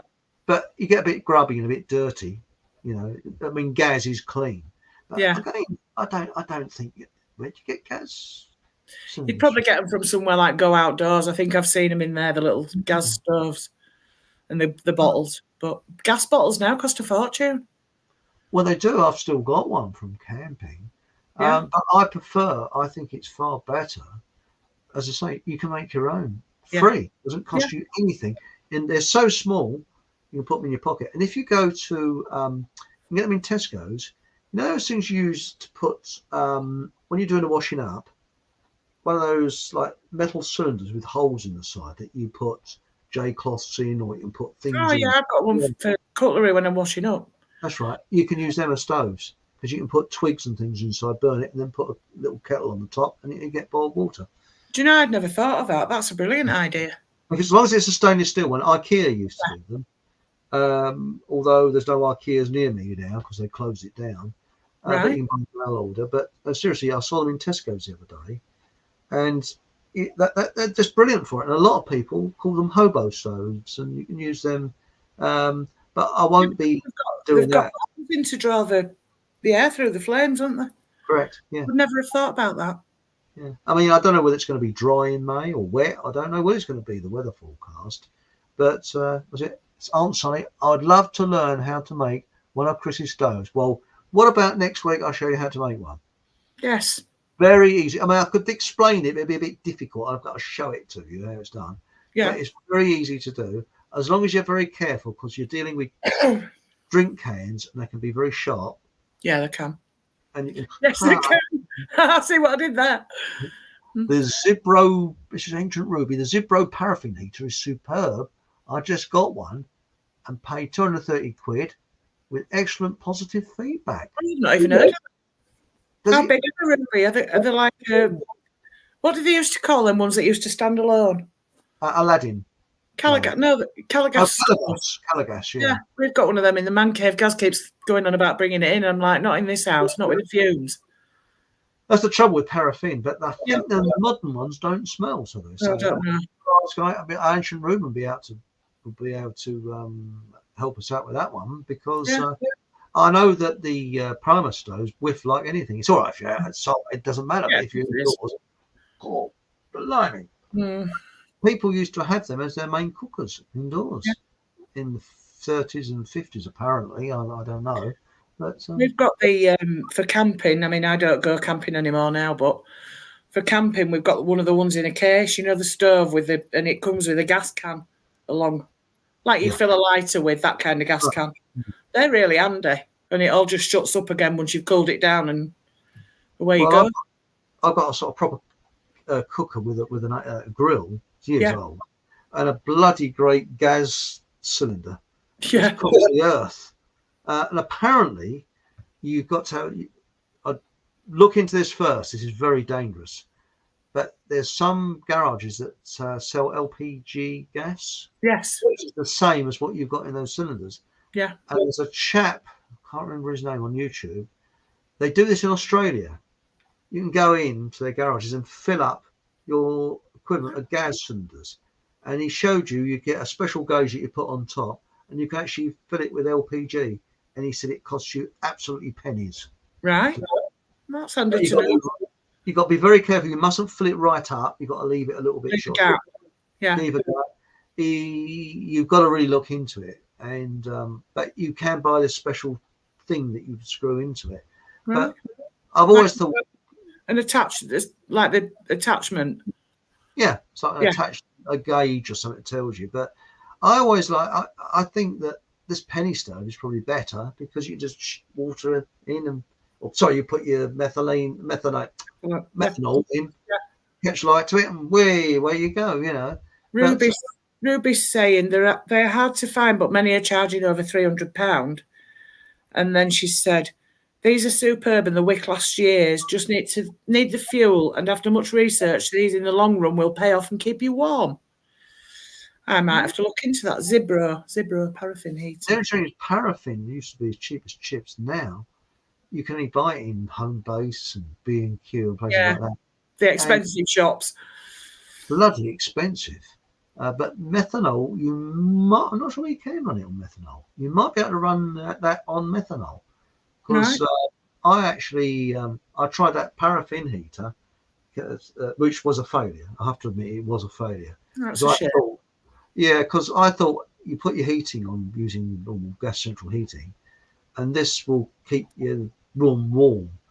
Well, it sort of did in this room, but not really, because it was hot around it, but it needs a lot more heat. It didn't.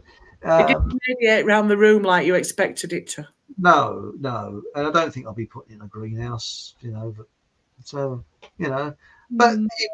you win some, lose some. It was an experiment that went wrong. That's basically it. But you wouldn't have known if you hadn't tried it. So, well done for trying it. Yeah, and it was worth a try. A bit of a laugh, wasn't it? Yeah. So if ever you want to, especially, if you've got something like a cat that wants to keep it warm, put it in a little room with this little heater, keep it nice and warm. But anyway, let's have a look in chat, shall we? You have a look, yes. Right, your turn now. My turn, right. We got here, what is it? Oh, hang on. This is Tricky Dicky. P.S. Check out the final part of Harry Enfield's BBC Question Time, where the panelists put on very poor fake laughs in response to the final light-hearted question from the audience. Well, I'll check that out. Oh, we'll have to look that up. Yes, definitely. Because BBC is so false, it's unbelievable, isn't it? Oh, it is, yeah. I mean, I haven't seen Red Nose Day for years. I know it was, As soon as I see that advertised, the telly's very rarely on in this house, but I do watch the Sweeney on the morning, even though I've seen them all before. Look up the Sweeney Rude guy on YouTube. Right? Has he voiced over?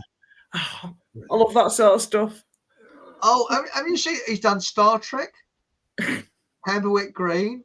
Where was it? The Vulcan Flatulence one. That is a classic. Sorry, Lavatory again. Sweeney. Oh, and the other one is Camberwick Green's brilliant. I bet it is. I used to love Camberwick Green. Barefoot and blighting. The policeman says his fucking motorbike's going so slow. Was this Hatchy Texas Ranger fire for cooking? Ask Dave the survivalist. What about a Dakota fire?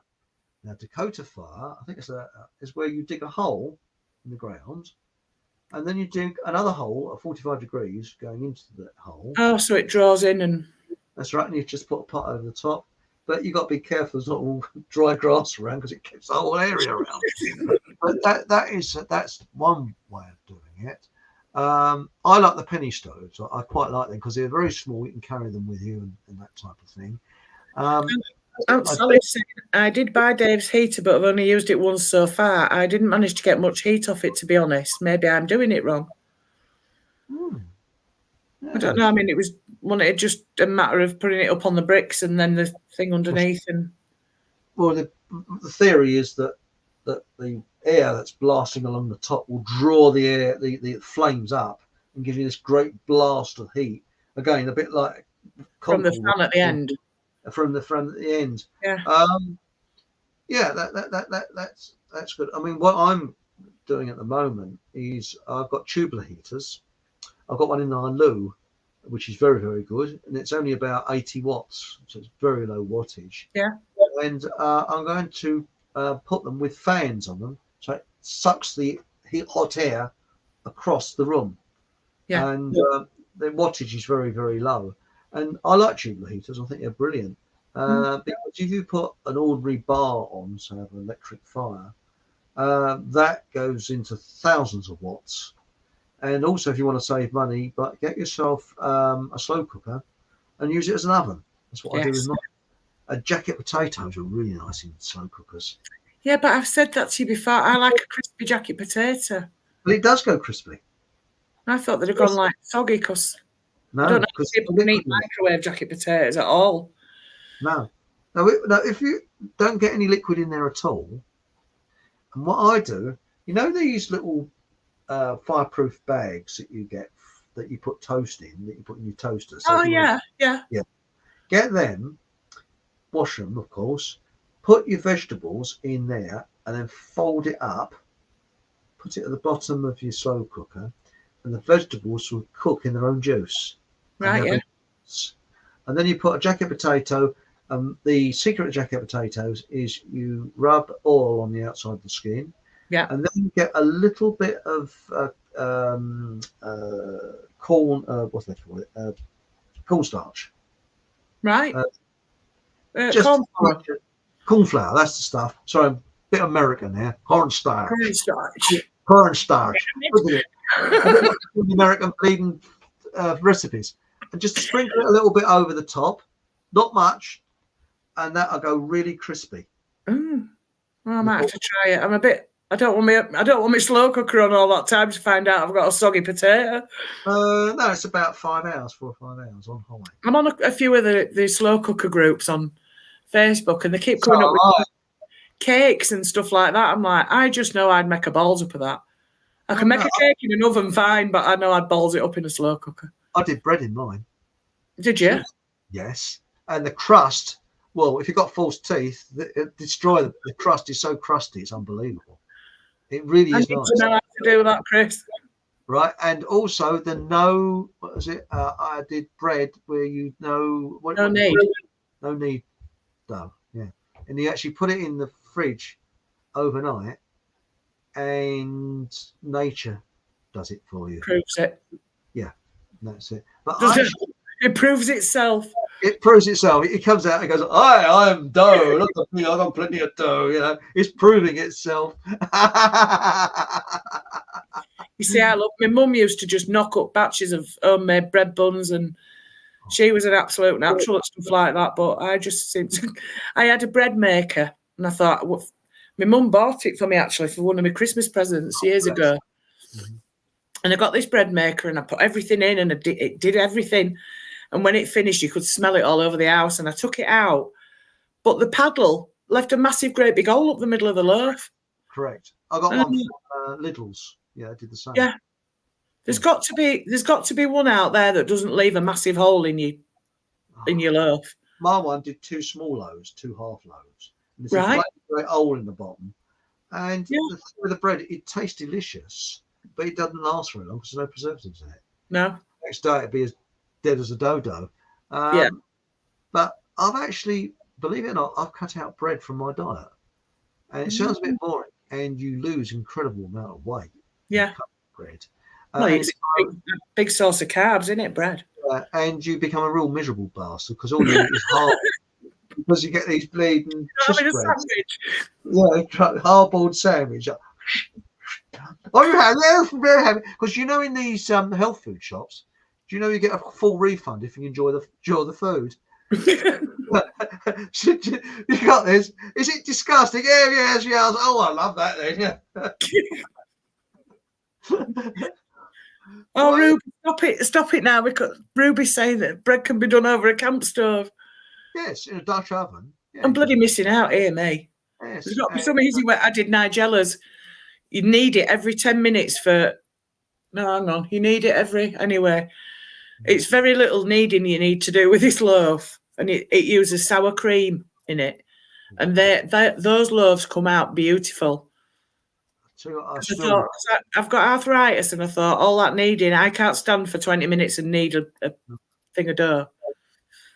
And that was brilliant, came out perfect, but it's still, you've got to have like warmth to help it rise, which means putting the heating on when it's not warm. I mean, in the summer, if I've ever made bread, I've put my thing outside in the sun and proved it like that. Oh, yes. But yeah. Yeah, I mean, it is a bit too cold. It's a bit like for making sauerkraut. Sauerkraut for your intestines and stomach. But when you make sauerkraut in the winter, it's too bloody cold for it to ferment. You've got to do it in the summer. That's the thing. See, Deep frying pan, very little kneading. See, this is what I like. This not having to knead it much. I want the results without all the effort. Correct. And I'll tell you another one. Bread pudding, I've got a soft spot for. Bread and butter pudding. Bread pudding. Oh, I always said if I got married, that would be my wedding cake. Yeah. That is because I can't stand marzipan. Oh, you see, I love marzipan. Anything almond and I'm in, I love marzipan. Icing I can't stand either. No, I don't like icing, but I like the marzipan. I just can't stand the icing, you know. And funny enough, I still think I've got a Christmas pudding I haven't made. Have you? Of course, yeah. I think I might as well, because I did throw one out that was 12 years old. That was a bit old. Yeah. Yeah, slightly. But do you know that? It's a bit like the old joke, isn't it? You know, oh, my Bert, you know, he was bent down to pick a cabbage and he dropped dead from a heart attack. Oh no! What did you do? Well, that opened a tin of peas.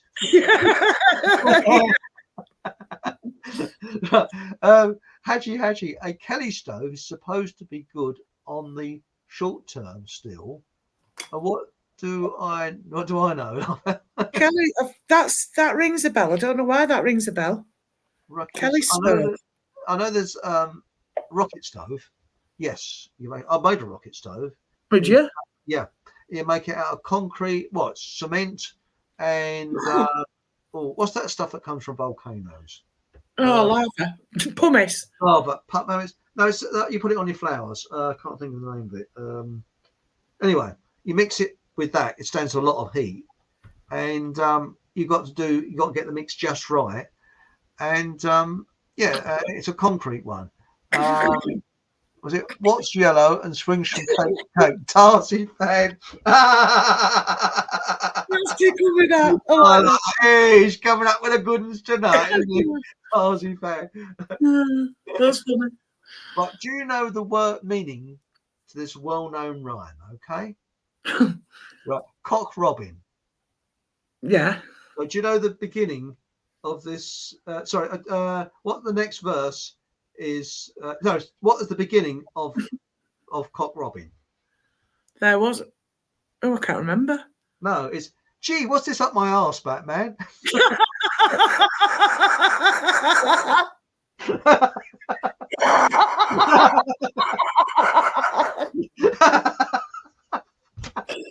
These jokes are getting blur, aren't they? I almost balls that one up, didn't I? Oh my God, I'm never going to sleep tonight. Robins. Oh, by surprise, isn't it? Yeah, I'm trying to think of the actual rhyme. Aunt Sally, he changed it though to putting a pound coin under the rim. Did he really? Oh, you're talking about penny stoves? Oh, I know. Yeah, sorry. Dave the Prepper's stove. Yeah. Yes. This is why I hope he comes back on the show and shows it again. Oh, and his stove as well. I'm sure I'm doing it wrong and there are no instructions with it. Yes. Okay. Well, we could do a prepper one next week. Because I'm going to show the tin cans with penny stoves. There's... And also, you know, you can do thermal cooking as well. Have you heard of that? No. Yes. If you buy a thermal flask, I've actually shown these on the show before. Now, they're a bit crap. Oh, yes. They did keep the food hot for about 3 or 4 hours. But you can boost that up by making your own cover for it. Yes, because you made it out of a pair of trousers or something. I made it out of a trouser leg. And people think, poor sod, what's he built that? One trouser leg. Yeah, and when I showed it last time, someone called me an eccentric, bloody cheap. I mean, everybody's eccentric. I'm normal, you know. Yeah. And what you do, I've actually done this before, and when I go over to see Miles, occasionally, you know, at his shop, I sometimes take a meal over, and I cook it before I leave, shove it in these food flasks, and when I get there, it's absolutely piping hot. Yeah. And can I just say, Hatchie's saying, Ray Mears cooked bread on a wet breadboard. He's better than Superman in shorts without stockings. I watched an episode of Ray Mears. I think he'd gone to Australia. Yeah. And he actually carved a blade handle out of bone. And I would have thought that would have been on YouTube. And I can't find that clip, but it was so intricate how he carved this handle. I can't remember what he carved it out of. Don't know if it was bone. I've never seen anything like it. It was absolutely beautiful. Really? And he'd made his own blade. He'd forged his own blade, and then carved the handle himself. But he'd done all these. I don't know if there were Native American symbols. There were some sort of symbols on it, but it was so intricate. He's such a clever bloke, him. Oh, Ray Mears is brilliant. I'll tell you, do you remember Bush Tucker Man? Yes. Now, Bush Tucker Man, trouble is most of it was Australia, not here. But some of the stuff on there was pretty good. Like if you want water, you go to a tree and you tie a plastic bag around the leaves. Yeah. And of course, water from the leaves and things like that. Don't follow Bear Grylls though, because he drinks his own piss and sleeps in dead camels. Oh, really? That's really take the piss. I mean, it's a fine brew, this isn't it? It's put on your t-shirt and then drink it. Nice. Some people he goes from the hotel into a helicopter and then lands, and he did that. That really peed me off one day. He dropped out of an helicopter, he ran up to a rock, grabbed a tarantula off this rock and ate it. And I thought, he's just come from an hotel with a buffet breakfast. What's he doing that for? Oh, it's also, you see, I've got this thing about small dogs and snakes. I don't like snakes. There's something about snakes. People say, oh, they're dry, they're not all slimy. I don't give a shit. I don't like snakes. I've handled quite a lot of them, actually. They are dry. Yes, they are dry. And but there's something about those sort of reptiles that are sort of, I mean, I used to have tortoises and they're sort of, you know. The thing that unnerves me is the fact that they don't blink and they don't move their eyes. Yes. So you can't tell what they're thinking. You can't tell what they're looking at because their eyes don't move. I think that's what unnerves people. That's the bit about them that unnerves me a little bit. Because like with a cat will squidge its eyes up, or they have motionless eyes, and I think that's the problem. You're quite right. When I was at school, kids used to have legless lizards. They were what they're called now. Slow worms. Oh, right. Yeah. And they're okay because they blink. Yeah. Because they're lizards. But the thing that gets me, did you know that if you want to keep a cat off of any vegetables in your garden or of trees or anything like that, you just put a piece of hose pipe down with make it look like a snake, and a cat won't go near it because they're programmed to be frightened of snakes. Cats are. That's a bit weird, isn't it? Because your normal domestic moggy is not going to really come across a snake in the wild.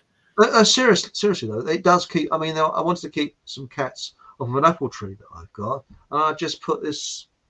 And this woman, my neighbour next door, she kept getting a cat crap on her front garden, but it never crapped on my garden. I don't know why. It just didn't get. So what I did, I got a piece of hose pipe, made it look like a snake, to put it there, and it frightened the cat away. Right. Cats are naturally frightened of snakes. They're also naturally frightened of cucumbers, if you've ever seen them videos. Oh yes, and fluffy toys. I think the Batman joke. Do you reckon I'm going to get banned for that one? No, they put a cucumber behind a cat while it's eating, and when it turns around, it like shoots 6 foot in the air. But that could be the snake thing. That could explain that. Yes, it's a one-eyed snake. Yeah, Mike's just said it. You see. Have you seen how cats react to cucumbers? Yeah, I think that must be the snake thing. Yeah, it's weird. That will make sense. Yeah. So if anybody wants any tips on survival, I'll try and get Survivalist Dave on next week. Yeah, that'd be good.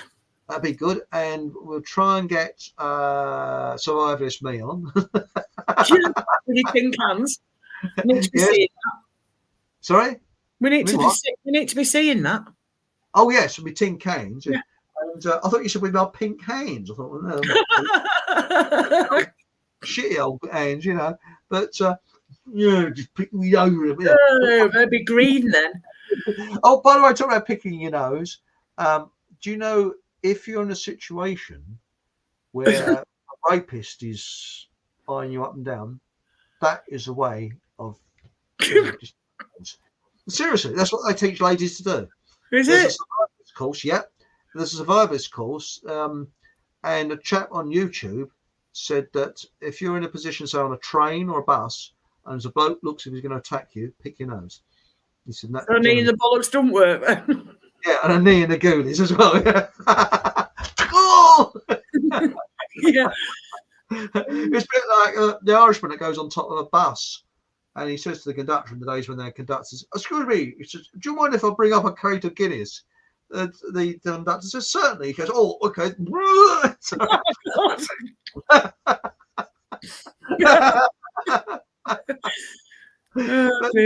haven't sort of finished off the nutters on trains. Well, we have really compiled. In fact, we ought to have like an encyclopedia of nutters. We can look at trains, buses, because I think I actually wondered whether transport companies employ nutters to actually entertain people as to go, because it's such a boring journey. I mean, the bloke just liven things up a bit.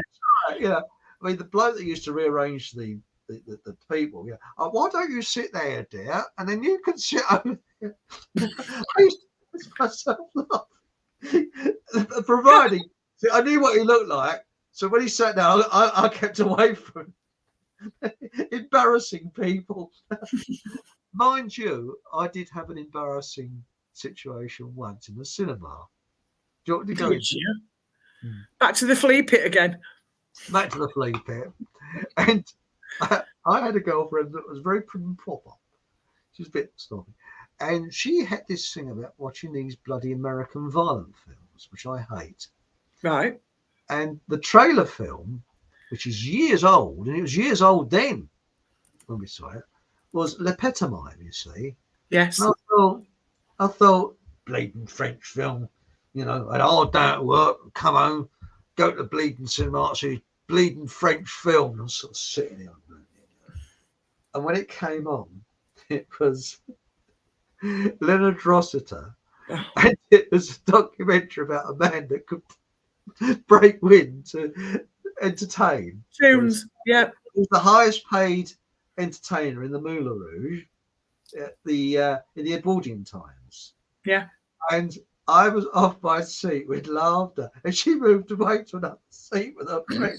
She said, "You're disgusting. This is a disgusting film."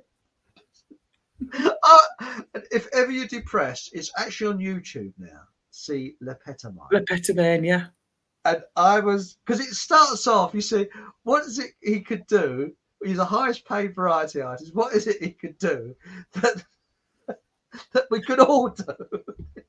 Yeah, I just don't know how he could sustain it that long to get an entire tune out. Well, the thing is, did you know they offered loads and loads of people to act that part, and they all turned it down. And Leonard Rossiter was the last one, and they wasn't going to make the film because Leonard Rossiter, that was it. After him, they'd run out of ideas. They offered Benny Hill, he refused, loads of them, and eventually Leonard Rossiter said yes. He was perfect. He was a bloody brilliant actor, even though. Oh, I loved him. I once went to see him at Leeds Grand Theatre in Scrooge. Really? Christmas Carol when I was in the 70s. He was absolutely brilliant.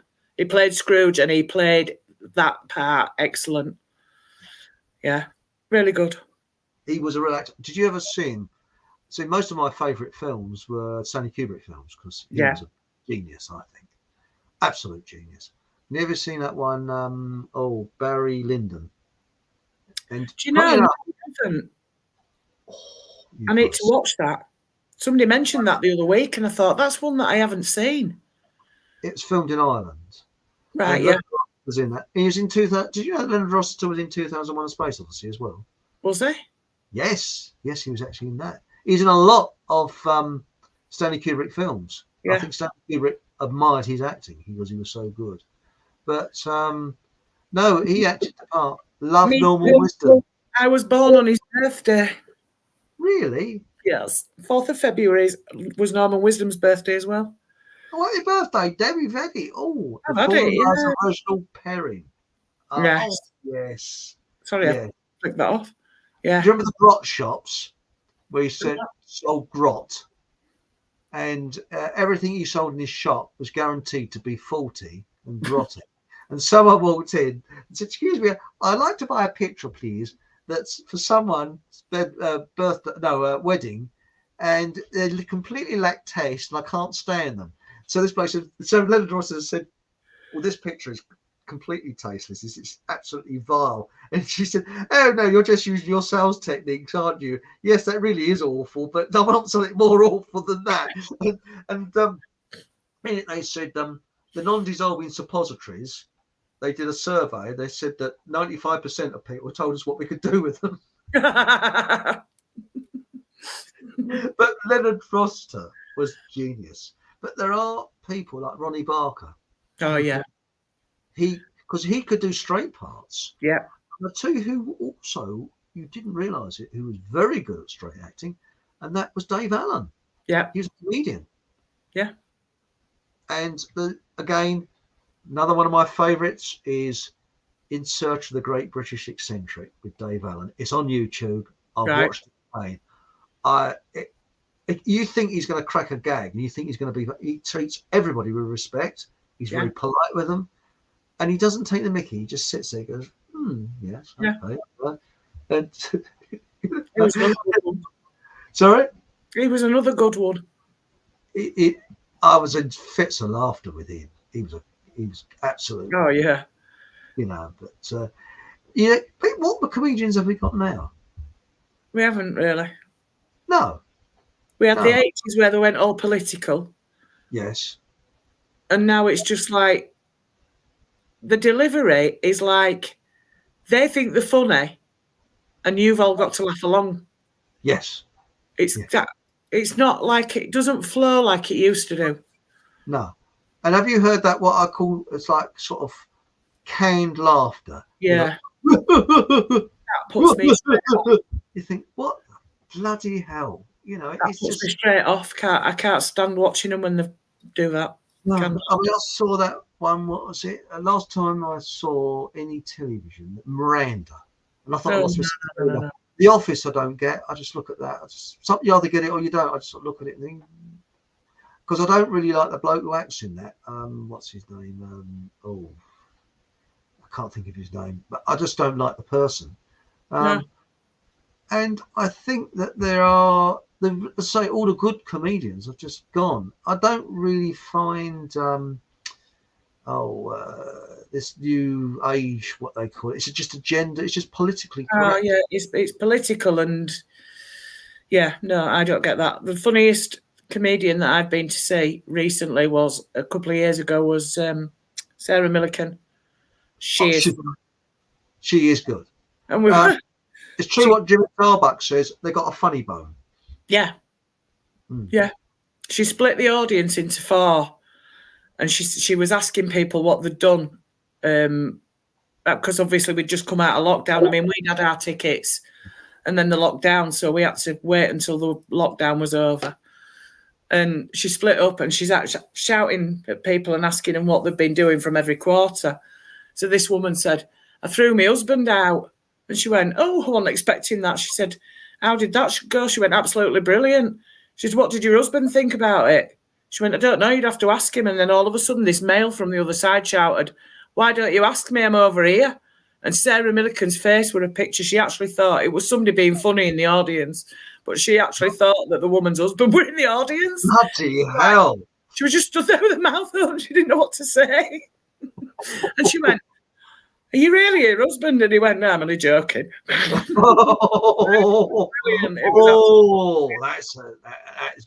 That's a double. Because I think a good comedian can handle hecklers very well. Oh, yeah.